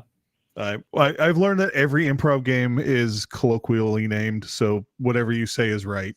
Yep. I was just thinking, there is a Who's Line. There, I remember that they did like a running game on Who's Line. That does sound familiar now that you say it. I probably have seen Ryan Stiles play this game. Okay. And if it was on Who's Game, they probably called it Inner Monologues. Yeah, probably. But yeah, so we've decided that Michelle Yeoh should win, or there will be riots in the streets. But I would not be surprised if Kate Blanchett wins. I think it's a 2-woman race. Yeah, and I think Angela Bassett's going to steal it from Jamie Lee Curtis too. I hope. I can't be upset about that because I'm not going to be mad if she does, but I mean, it's what are you going to do? It's Mace. I mean, come on. Yeah, Damien, you know, Strange Days. I was like, ever since Strange Days, I was like, I've had the biggest crush on Angela Bassett because it's just like, yes. Oh, damn. Yes, the movie that made me feel some kind of way about Angela Bassett, Strange Days. It's a long time ago. Yes, absolutely. And a great fucking movie to boot. The best film James Cameron walked away from. I would argue that any film James Cameron walked away from probably benefited from his departure, but that's just me. I missed you. Hi, Rob. It's so nice to have him curmudgeon around. Besides Back me. in the day, I got to read because it was going around, and I had friends in They LA allowed you to read? that What? had What's access. this free range reading? Well, what? Just letting kids read? but when I was living in Los Angeles, because it was floating around, I got a chance to actually read. Oh, Cameron's, oh, sorry. Go ahead. Cameron's script treatment for for Spider-Man. Yeah, I've read that. It was bad. It was real bad. Not good. Not good. What was it? He combined Kingpin and Electro into one character. Yeah. For no And reason. Sandman was whatsoever. mute. I mean, he's in good company writing bad Spider-Man scripts. If we're honest, there's been a whole bunch of them. Yeah. There Bendis has. is about to put out Fortune and Glory 2 the music, or Fortune and Glory the musical, which is his memoir, the sequel to Fortune and Glory, his memoir of when they were approaching him to write Turn Off the Dark. Oh wow. Mm. And the first Fortune and Glory is great. Yeah. It's hilarious. I saw that there was something about him and Turn Off the Dark, but I didn't realize it was another Fortune and Glory. Okay, I'm Yeah. gonna have to watch.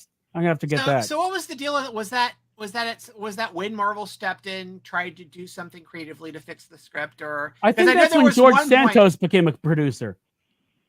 because there was. I had a timer on how long it would take someone. All right, and which is okay. Because there How was long- one Have a point soundboard for where, topical humor.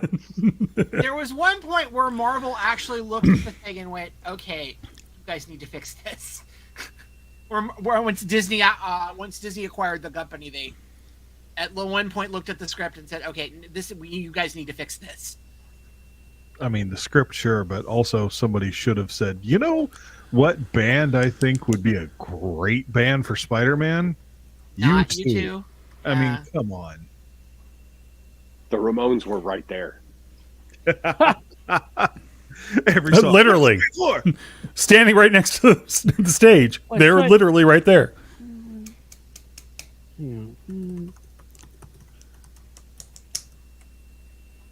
Songs would have been catchy and real short, and there would have been 80,000 of them. Yeah, But the orchestra would only need to know two chords. So Exactly. well, I mean, I will say that it's not completely unheard of to get somebody to write the score for something, and you wouldn't think of it from their band work.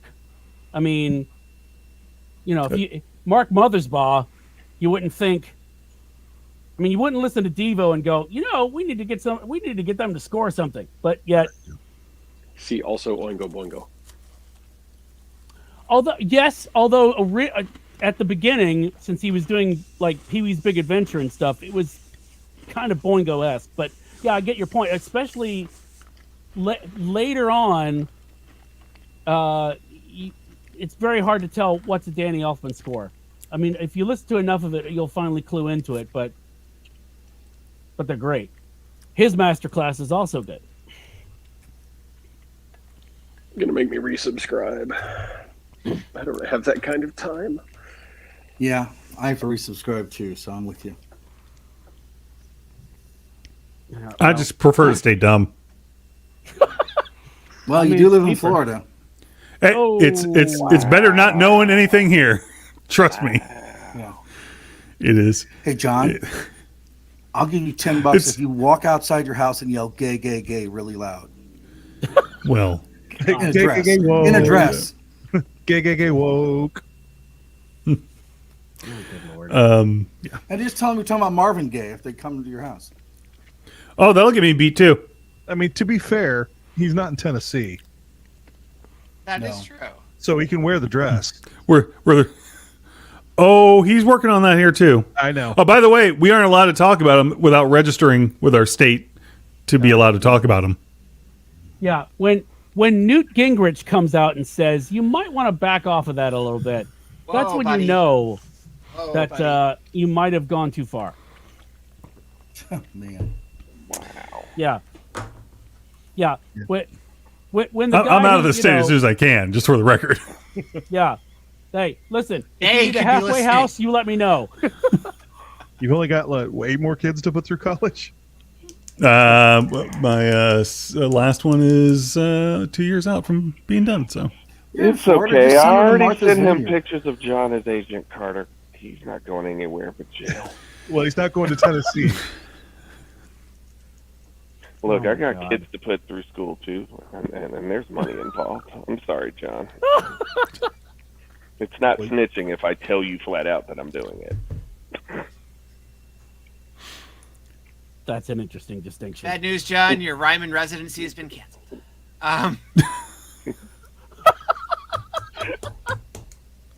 Wow. Oh my God. Whereas I bought tickets to a drag show recently, so I'm going in August. What type of cars are they racing? Strictly Top Fuel funny cars, my man. You have to be distinctive. Some of us are in the South. You know, I just Almost all of us. Yeah. I just go to the kind that are at the Coliseum where you drive through the mud. Oh, that. Good old mud bog show. Which That sounds like a euphemism. To be honest, is the only form of like car show I've ever been to. At the Mississippi State Coliseum. Went to a mud bog show. It was loud.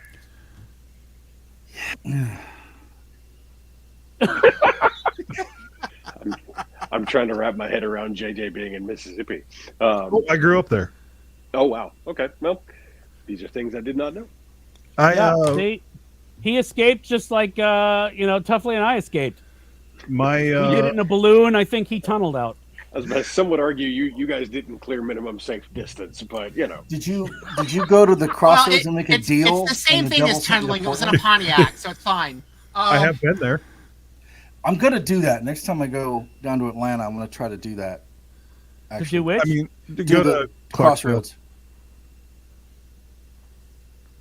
It's it's the middle of nowhere and it's hot and it's real. Well, that's cold. all of Mississippi. But no, when I was a kid, my parents moved around a lot. I've lived in about 35 states. I lived in Alabama for a while. I lived in Florida for a while. So I mean, when I make fun of those states, I do it from having lived in both. But eventually, when I hit junior high, my parents stayed in Mississippi until after I graduated high school. At which point I left. Wow. And they went to Arkansas. Tough luck. Oh, so Fine, you man. didn't improve at all.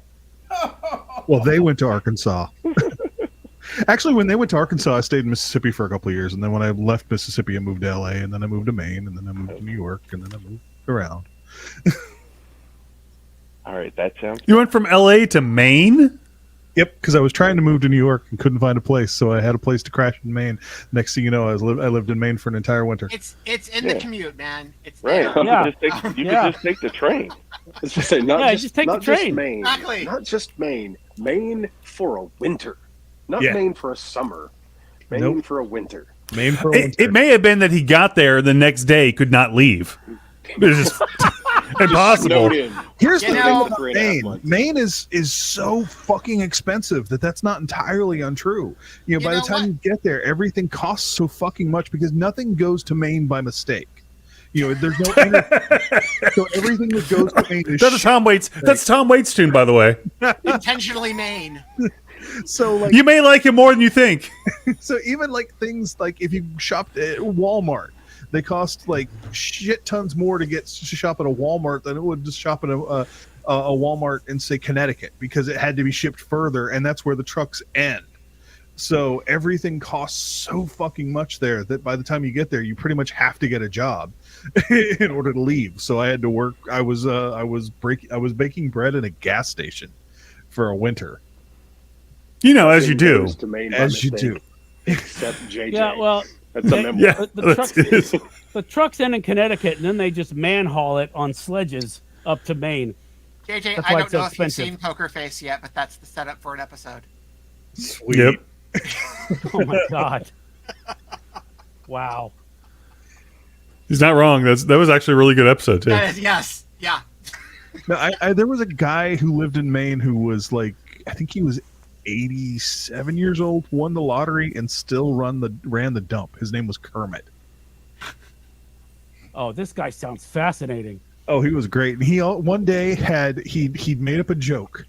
It was a terrible joke, but he made up a joke, and he had to tell everybody who walked in.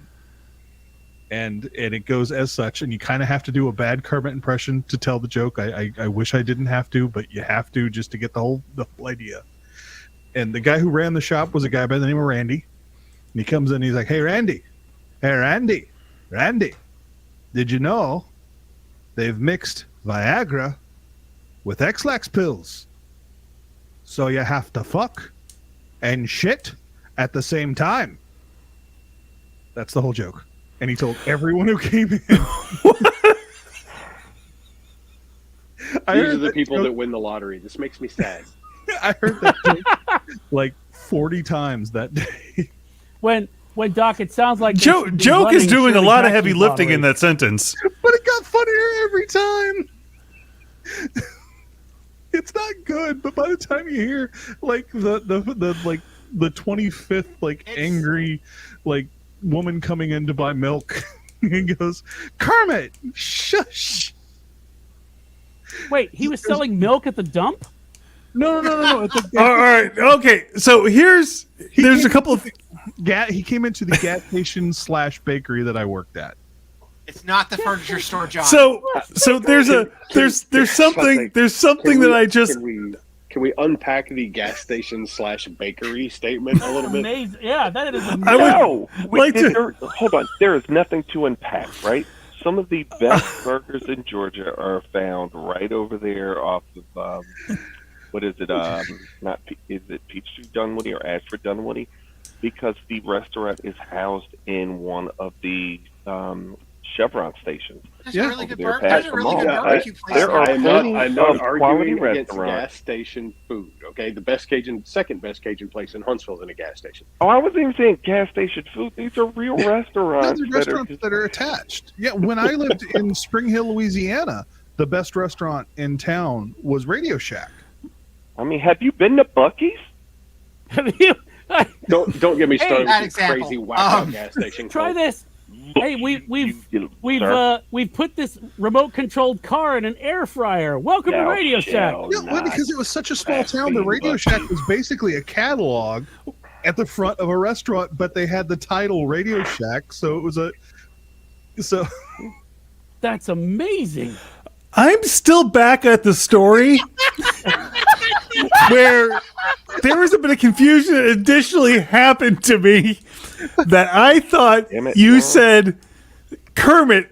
I thought the frog the entire time. I'm going, this is a horrible Kermit the Frog impression, but the guy's name was Kermit, which I didn't understand. And so I've been sitting there trying to unpack that in my head. And people were coming to the dump to buy milk. It's just so weird. I didn't know what the hell was going on with the story.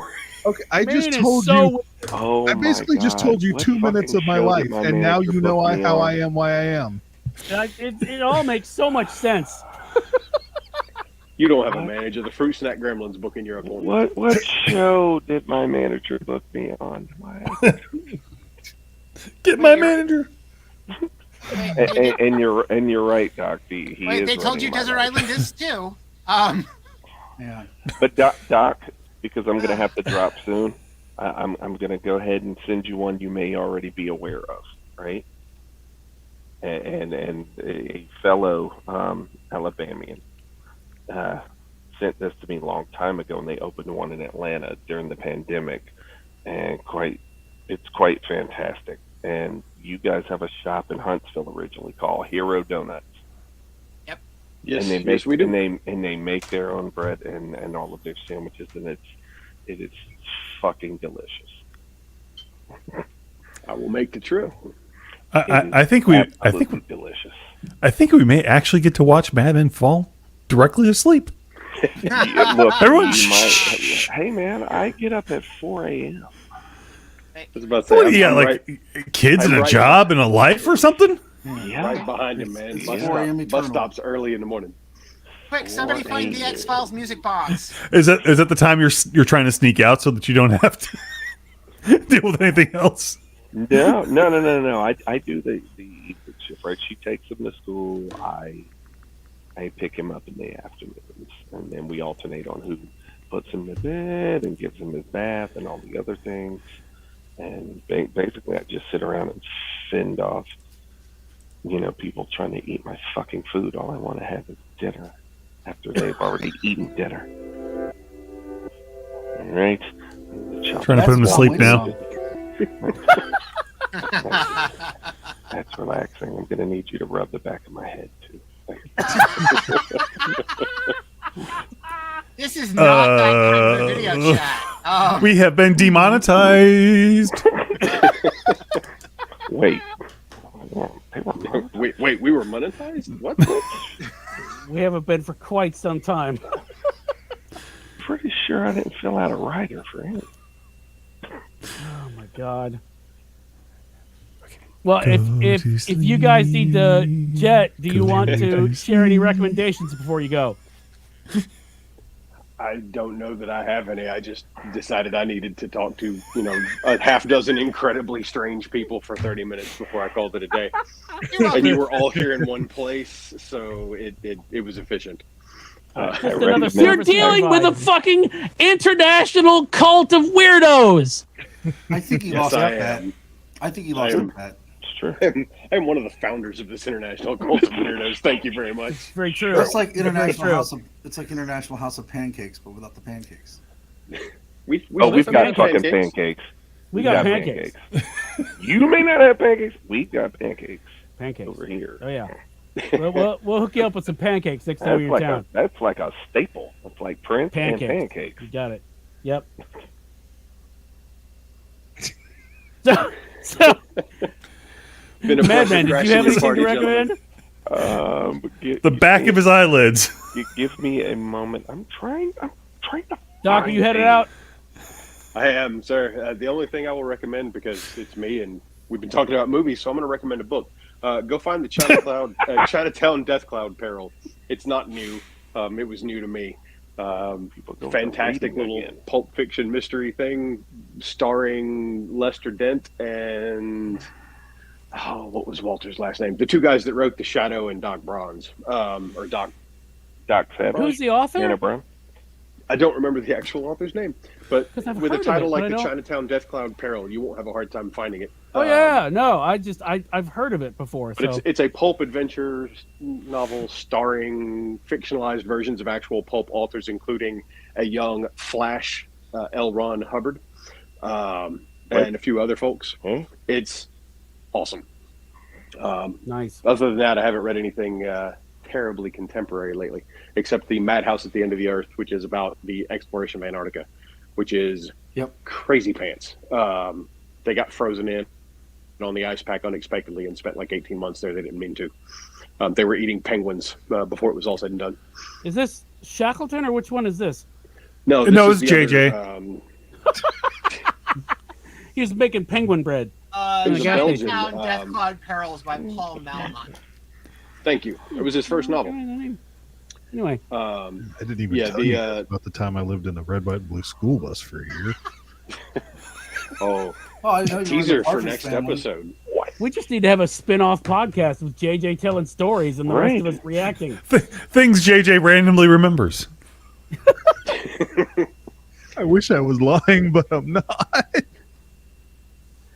All right, gentlemen, y'all have a good evening. I will see you at some indeterminate point in the future, I'm sure. You got it. Good All to right, hear from you, thanks, Doc. Bye. Okay, I've got it. I remembered my recommendation. Go for it.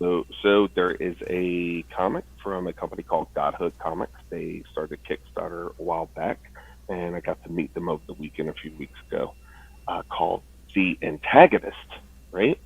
By Tyler J. Martin, and it's under Godhood Comics. And it's basically, it's a family of supervillains, right? That are like, nope, we're definitely supervillains and we're going to be terrorists, while they try to raise their 3 kids who all have superpowers as well. And they're taking out basically this universe's version of the Justice League, one by one, because they've got a bone to pick with them. So it's like the video game, except not a live service. There you go. There we go. Very, very much so. But so far, it's been pretty good. It's one of those things that kept showing up on my feed, and so I finally, said, "All right, I'm gonna grab this, see what this is about." And then I got to meet the creators the other week, and so that was actually pretty cool. Odd story. Even before I bought the comic, I had seen so much about it with the Kickstarter and everything else, and I'm literally at the hospital doing some just routine lab work, and the guy is sitting there with the antagonist T-shirt, and I happen to look and go, "Wait, Godhood?" And he was like, "Yeah, I actually work for them." I'm like, "Dope." He was like, "You know what this is?" I'm like, "Yeah, it's the comic for blah blah blah blah blah." He was like, "Oh wow." He was like, "You are the first person ever to just recognize any of this out in the wild." I'm like, "Well, there you go." So, yeah, small world thing. But I'm going to have to trail off and go to bed. All right. Wonderful spending time with all you wonderful people. Please try not to confuse, John anymore while I'm gone. I mean, That's his job. That's You're saying Batman's job. what you're really saying is confuse John Moore. Yeah. I didn't say that. I'm Well, confused by all this. he's clearly confused because he's wearing Steven Spielberg's beard. So. Oh Wow. Okay then. wow! I'm gonna need him to show up as Billy Mays at Dragon Con then. Wait, Billy Hayes or Billy Mays? Billy Mays. Oh, I was about to say you can't ask a man from Florida to dress up like Witchy Coo. No. Cocaine. No, cocaine. Oh my God. Cocaine pitch person. Cocaine pitch person? Billy Mays from OxyClean was the pitch person and died from a cocaine overdose. Yeah. Okay. So, But he wasn't pitching cocaine. It was like the worst advertisement for cocaine you could possibly have. are you sure? Hey, kid, catch! I mean, I'm pretty sure that was Maybe he thought he was doing oxy. that was clean. that was not OxyClean in that box. Officer, I swear I thought it was laundry detergent. Really? You just walked in with half a pound of fentanyl? Welcome to Atlanta. I will tell you on a different note, Batman. I did just get 2 more gargoyles. So Oh, I thought you were saying you got more fentanyl. Sir. They were inside the gargoyle. Yeah, I he's lived in North Dakota. he's in no, he's in no, Portland. just I talking made toys fentanyl. now. He's in Portland, sir. It's all weed, okay? Yeah. But yes, JJ, I'm behind on my gargoyles as well. But, Well, I'm not completing. I'm not getting the weird reissue Goliath they did. I'm just sticking with the clan so far. Ooh, that sounds terrible. The Manhattan clan so far. yeah, okay, that's but, not better, but go for it. But I just, it's not really better, but it is what they call the Go ahead, comic. They're dig called the the gargoyle. hole. It's okay. But I did just pick up 2 more, so I've now got 4. Nice. And that number's bigger than 3. That's true. But 3 is a Right. magic number. It is. And back to Yeah, De it La is. Soul.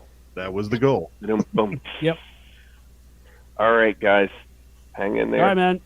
I will All see right. everyone soon. We Nighters. got to do lunch. Yes, Because and because try to make it because to bed before you because pass I out. know you're around. Yeah, I'm generally here. Yes, you are. All right. Okay, man. Talk to you guys later. Bye. All right. So, just probably keep on with the recommendations because we're just about at that time. Yeah, I can go. Go, Toughly. So, video games. I started playing this over the holidays, and I know we were going to talk about my vinyl addiction, but the other thing I'm addicted to is a game called Vampire Survivors. Oh yeah. And Okay. it is a very simple game, which is walk around and don't die. What machine are you playing it on? Xbox. Okay. I mean, that sounds like life in general. Walk around and don't die. Walk around and don't die, but as you're walking around and not dying, you have to fight legions of the undead. Oh, And you have to pick up That's still occasional close, power-ups, and you have to. The idea is you have to make a good enough build to level up faster in order to pick up more powerful items. and level out. All right. And the best part about it is it's pixelated, so it's that hipster pixel thing the kids like, and it kind of sounds like music from Castlevania, all of them, which is really, really cool. And it's, at first you're sitting there playing it and you're like, this is very stupid, and then you get into it. And it is literally just walking around. I mean, it is literally just walking around. There is nothing else. All you do is walk around as your whatever build or whatever weapon you pick up does. What is this called? What's it called again? Vampire Survivors.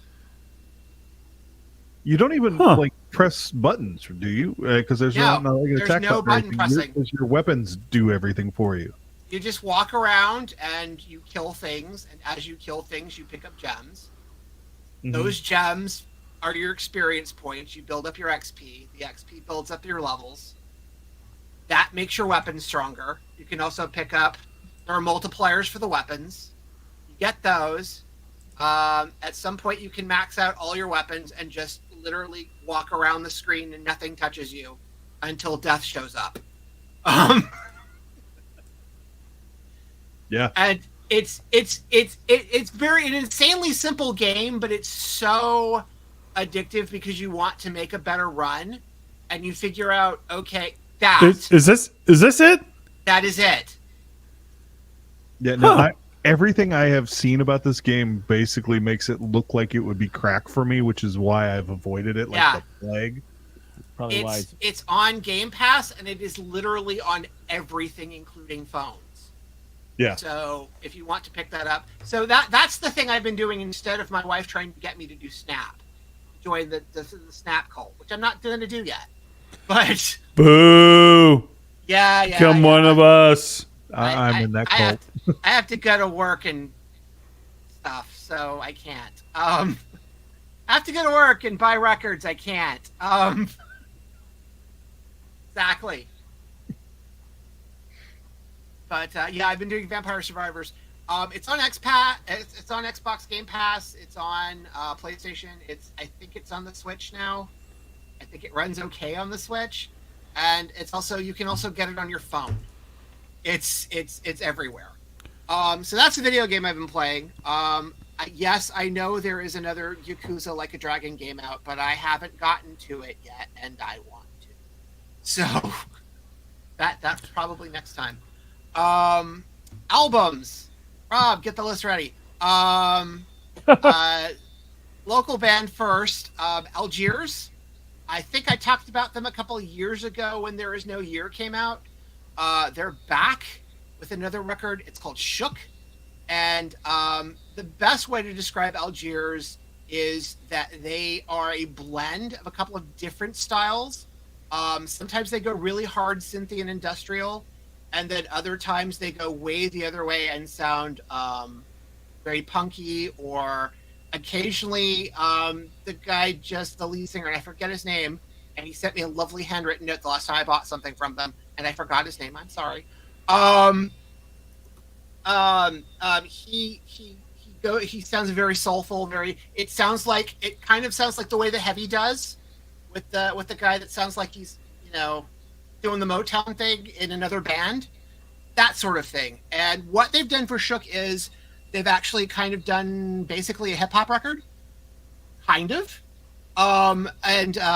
Zach De La Roca's on this, and a bunch of local Atlanta rappers are on this, and it's really good. What's it called again? It's called Shook. SHOOK. Exclamation point if you feel that.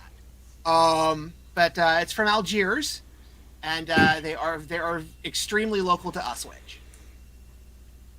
Nice. And it's on Matador, and they're really good. The other thing I will mention, another one I'll mention real quick, and I'm probably going to steal this from Rob. One of these I'm stealing from Rob, I think.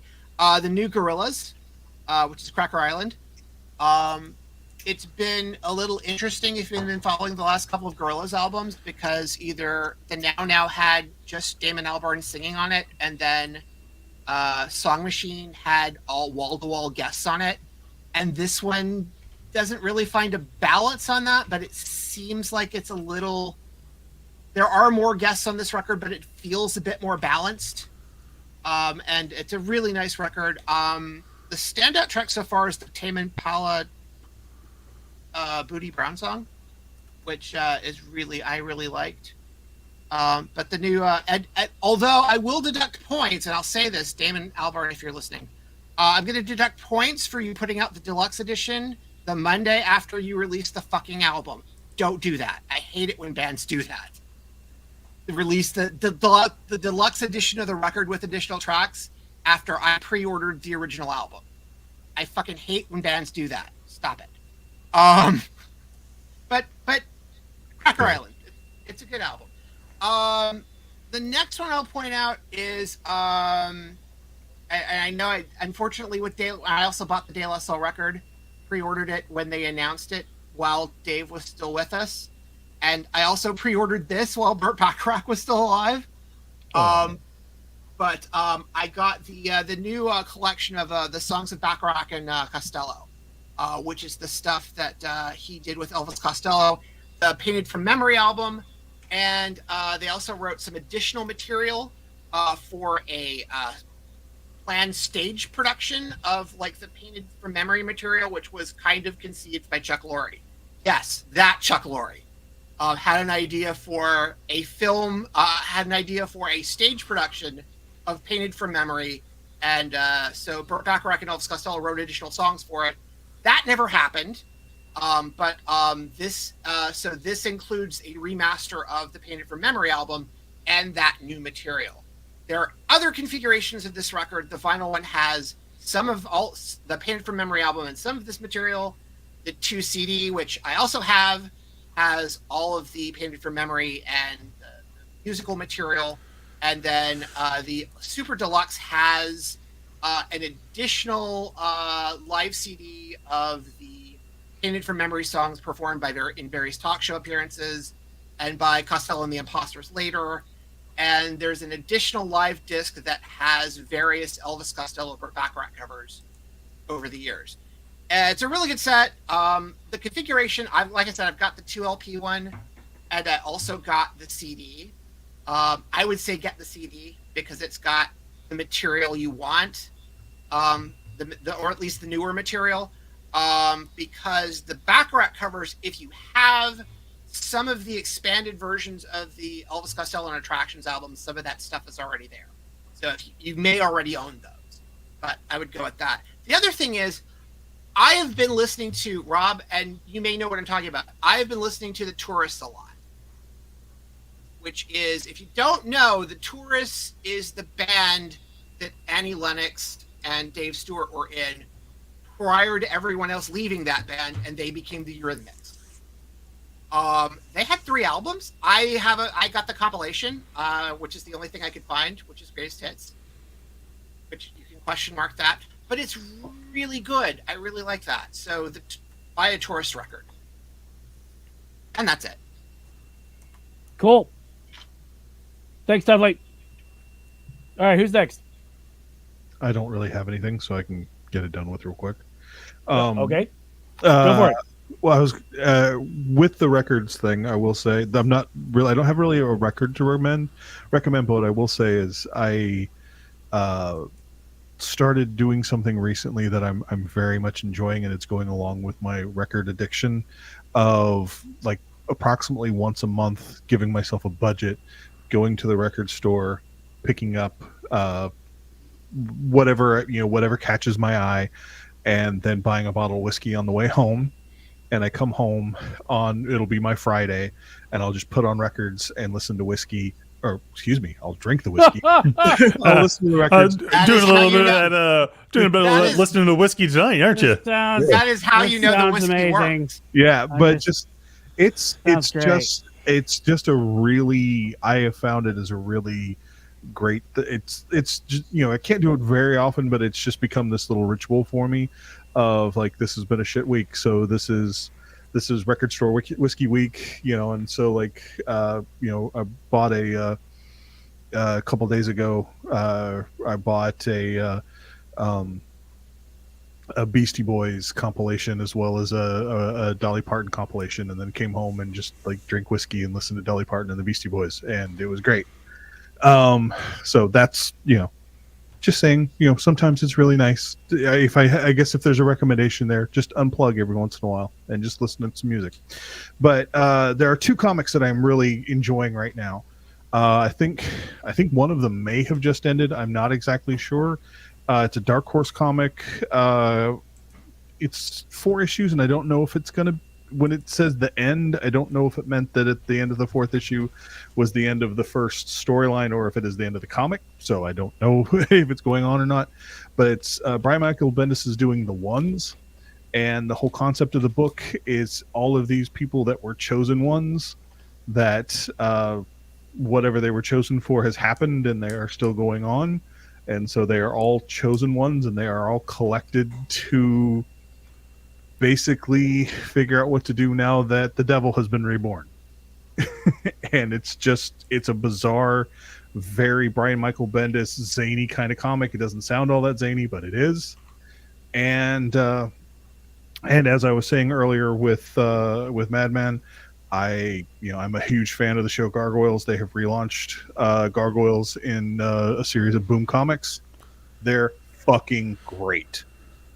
If you liked Gargoyles at all, which I was a huge fan of, because it is not only is it sort of a fun action show, but it also combined my love of fantasy and Shakespeare in all sorts of fun ways. When you've got, some of the main villains in the show being Macbeth and Macduff and Oberon, it gets really pretty in depth there with Shakespearean literature and stuff. And I loved that show with a passion. And so the comics have been a lot of fun to go back and revisit and get new stories from something that I truly enjoyed as not necessarily a kid, but as a theater-going teenager. So that was fun. And then just sort of a basic plug.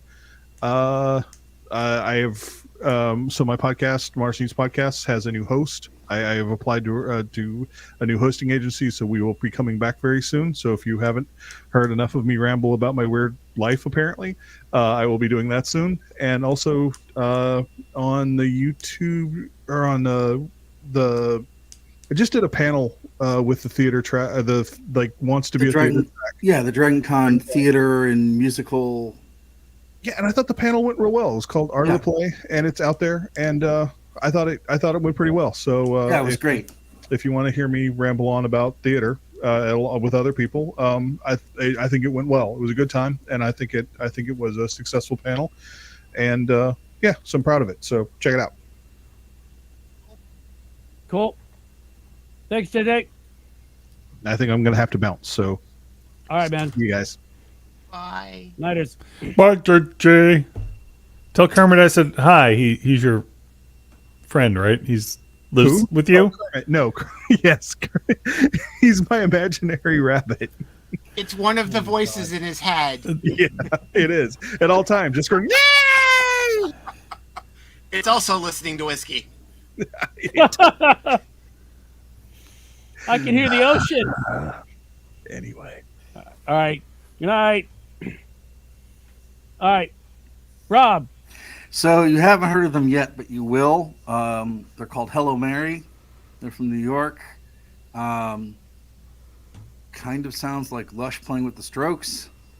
They're going to be this year's Wet Leg. You heard it here first. So there's that. Also, The Hurting turned 40 today, by the first album by Tears for Fears. What are you laughing at, Tuffley? John looks confused already. Oh, okay. So it was their first album. It was made, 40 years ago.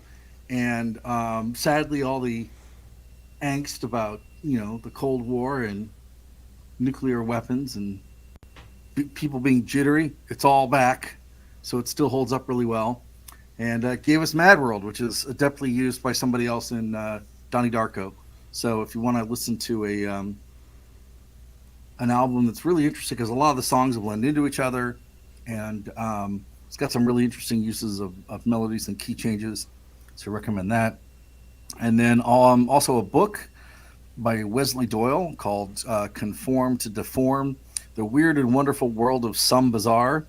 So Some Bazaar is an English record label. Soft Cell, Cabaret Voltaire, Blancmange, a bunch of other people were on it. And this is basically the history of the label and all the shenanigans and weird shit that went on with it. And if you're like me and you just kind of like to know why people put out records, and sort of the whole industry, if you like that kind of stuff, this is a good book for you. So I recommend that. And if you have not seen the short film, The Boy, the Mole, the Fox, and the Horse, please do. It's fantastic. It's streaming, I think, on Amazon or Netflix. I can't remember which one, but see that. It's pretty great. All right. Cool. Thanks, Rob. Yep. All right, John, what have you got? Honestly, not much. I think I recommend the last time was Shrinking, and we talked a lot about Poker Face, so got those out of the way. Mandalorian started again. Yeah. It's they're really delving into the adorability of Grogu at this point now. Just where can we put him that he'll just look the cutest, and that's sort of the main goal, I think, at this point of that show. Wasn't that a goal of that show? Huh? Oh yeah, apparently, yeah. Well, it started off the first 35 minutes of the show wasn't about that, and then all of a sudden, there's a little baby Yoda. And speaking of Pedro Pascal, if you're not watching The Last of Us, you're doing everything in your life wrong. They are doing such a fantastic job. I admit I don't know the video game. I mean, I know of the video game, and I know roughly about the video game, but because I'm a Xbox guy, I don't have access to the entertainment that is the video game it's based on. But it's it doesn't matter because it's just brilliant storytelling, brilliant writing, and I was going to ask you how much more crouching is there versus in the show as versus the video game, but you won't be able to answer that. So the thing is too is that I know that I read a couple of reviews saying, this scene is essentially right out of the video game sort of thing. There's a lot of fucking crouching in that game. And I was thinking, if a lot of these scenes are out there, how? What was the actual sort of style of play of it? It wasn't like an open world thing, right? It was stealth. It was a stealth game. All stealth. Well, there is a fair amount of stealth, but yeah, and they did in that particular scene. Everyone was crouched down, but yeah. Because weapons are kind of hard to come by, and and you need ammunition and stuff. So the idea in the game is you are not really supposed to go guns blazing, although you can. It's just a bad idea. Yeah, and they're very really restrained in the show. Yeah. But the point is,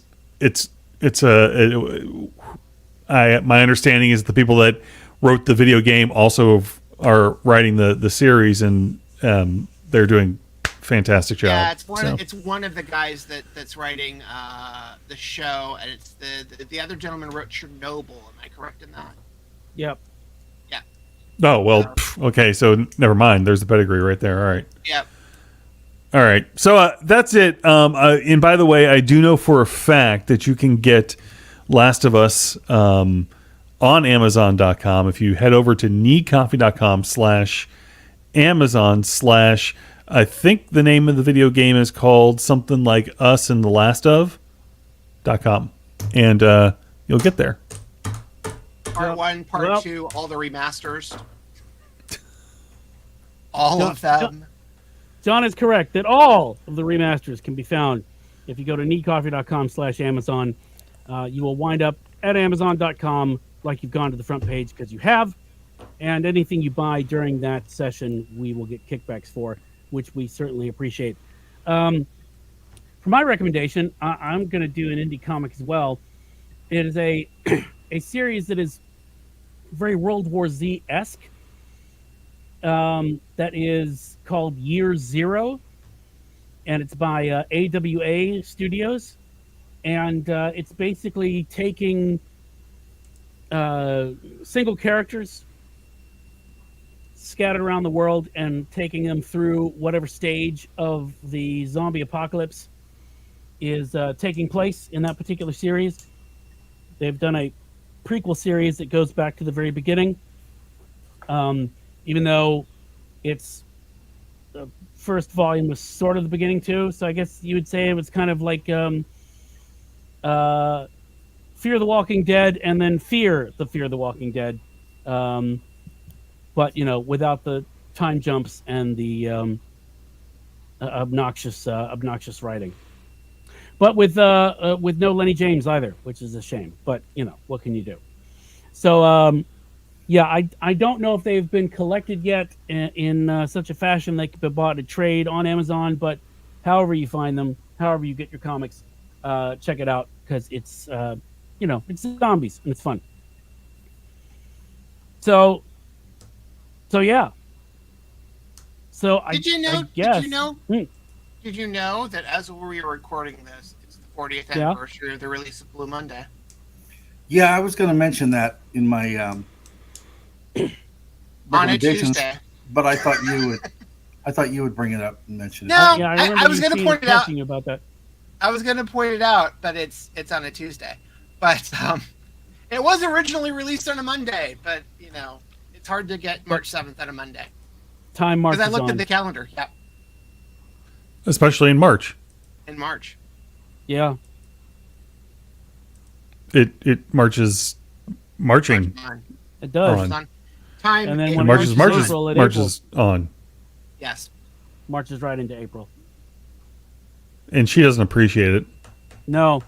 Not without consent, March. Not without consent. Yeah, seriously.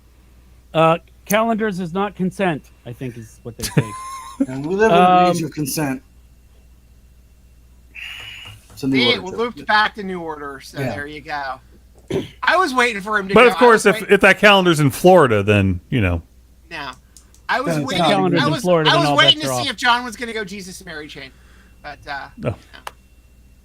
Okay. What were we talking about? Jesus and Mary chain in Florida is more kind of like church-oriented BDSM. Well. What? Yeah, or up with people That, wearing black clothes. that's a different Wow. Nintendo amusement park. Stop it. Oh, that's terrifying. Coming soon.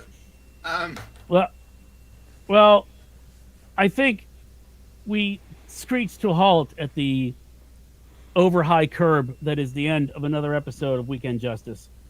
And as we are idling here in the parking lot of time nearby the toll bridge of destiny, it is only fitting that we stare at each other here at the sidewalk of oblivion and simply say fun with a period after it. Format's better. Yeah, the format's better. Yeah.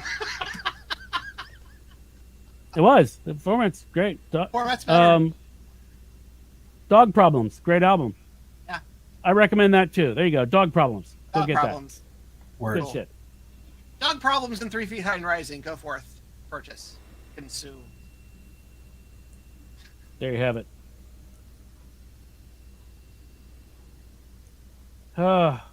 Okay, Well, I'm glad that was actually Doc because I was afraid for a minute when he showed up in the chat that you had somehow convinced ChatGPT that to try to act as though it was Doc. So Instead of rocks. yeah, thought you were trying to fake us out. Yeah. So I'm pleased that was not the case. well, Well done, then. who's to say it really was, though, at the end of the day? Let's be honest. I mean, who are we really? But Yeah, let me ask that. Who are we really? I mean, at this point, he could have used an Echo Dot with samples of Doc's voice, and that could have been an Echo Dot. Guys, Yeah. guys. Yeah. Is that what the answer is? Just guys, broke. guys? No, we broke the AI, Again? guys. Let me show you, in case you don't believe what? me. What now? What have we done? And here we go. This is how LA was destroyed in that one film. I What asked. did that say? Who are we really? And it said, just said, an error occurred. This issue persists. Contact us through our help center. An error occurred. An error occurred. So apparently, it does not like being any attempt to be made self-aware. Well, I guess that's a built-in. Could be a good thing. It's just like Or it doesn't. Or it doesn't really want to tell us who we are. Or it's I mean, just I haven't like how been self-aware for years. It's just like how Bing used to work. Bing Classic. Wait, whoa. Time out. Bing used to work? When did that happen? Now. Okay. I mean, don't use Bing. Go back to, if you're going to go back for nostalgia's sake, you use something better than Bing, like Web Crawler. Alta Vista, something. Alta Vista, yeah. Lycos. Oh, I forgot about Lycos. Yes, You're welcome. absolutely. Little box in the city search pages. Been a long time. Oh, we're old. Yeah. All right. We've got mail. And All right. the decay of time continues. Yes. Sorry, It I'm does. running on fumes. That's okay. I understand. They are And they're wavering in front of the camera there. John, are we not recording now? And I guess that's it. Hold on. Bye.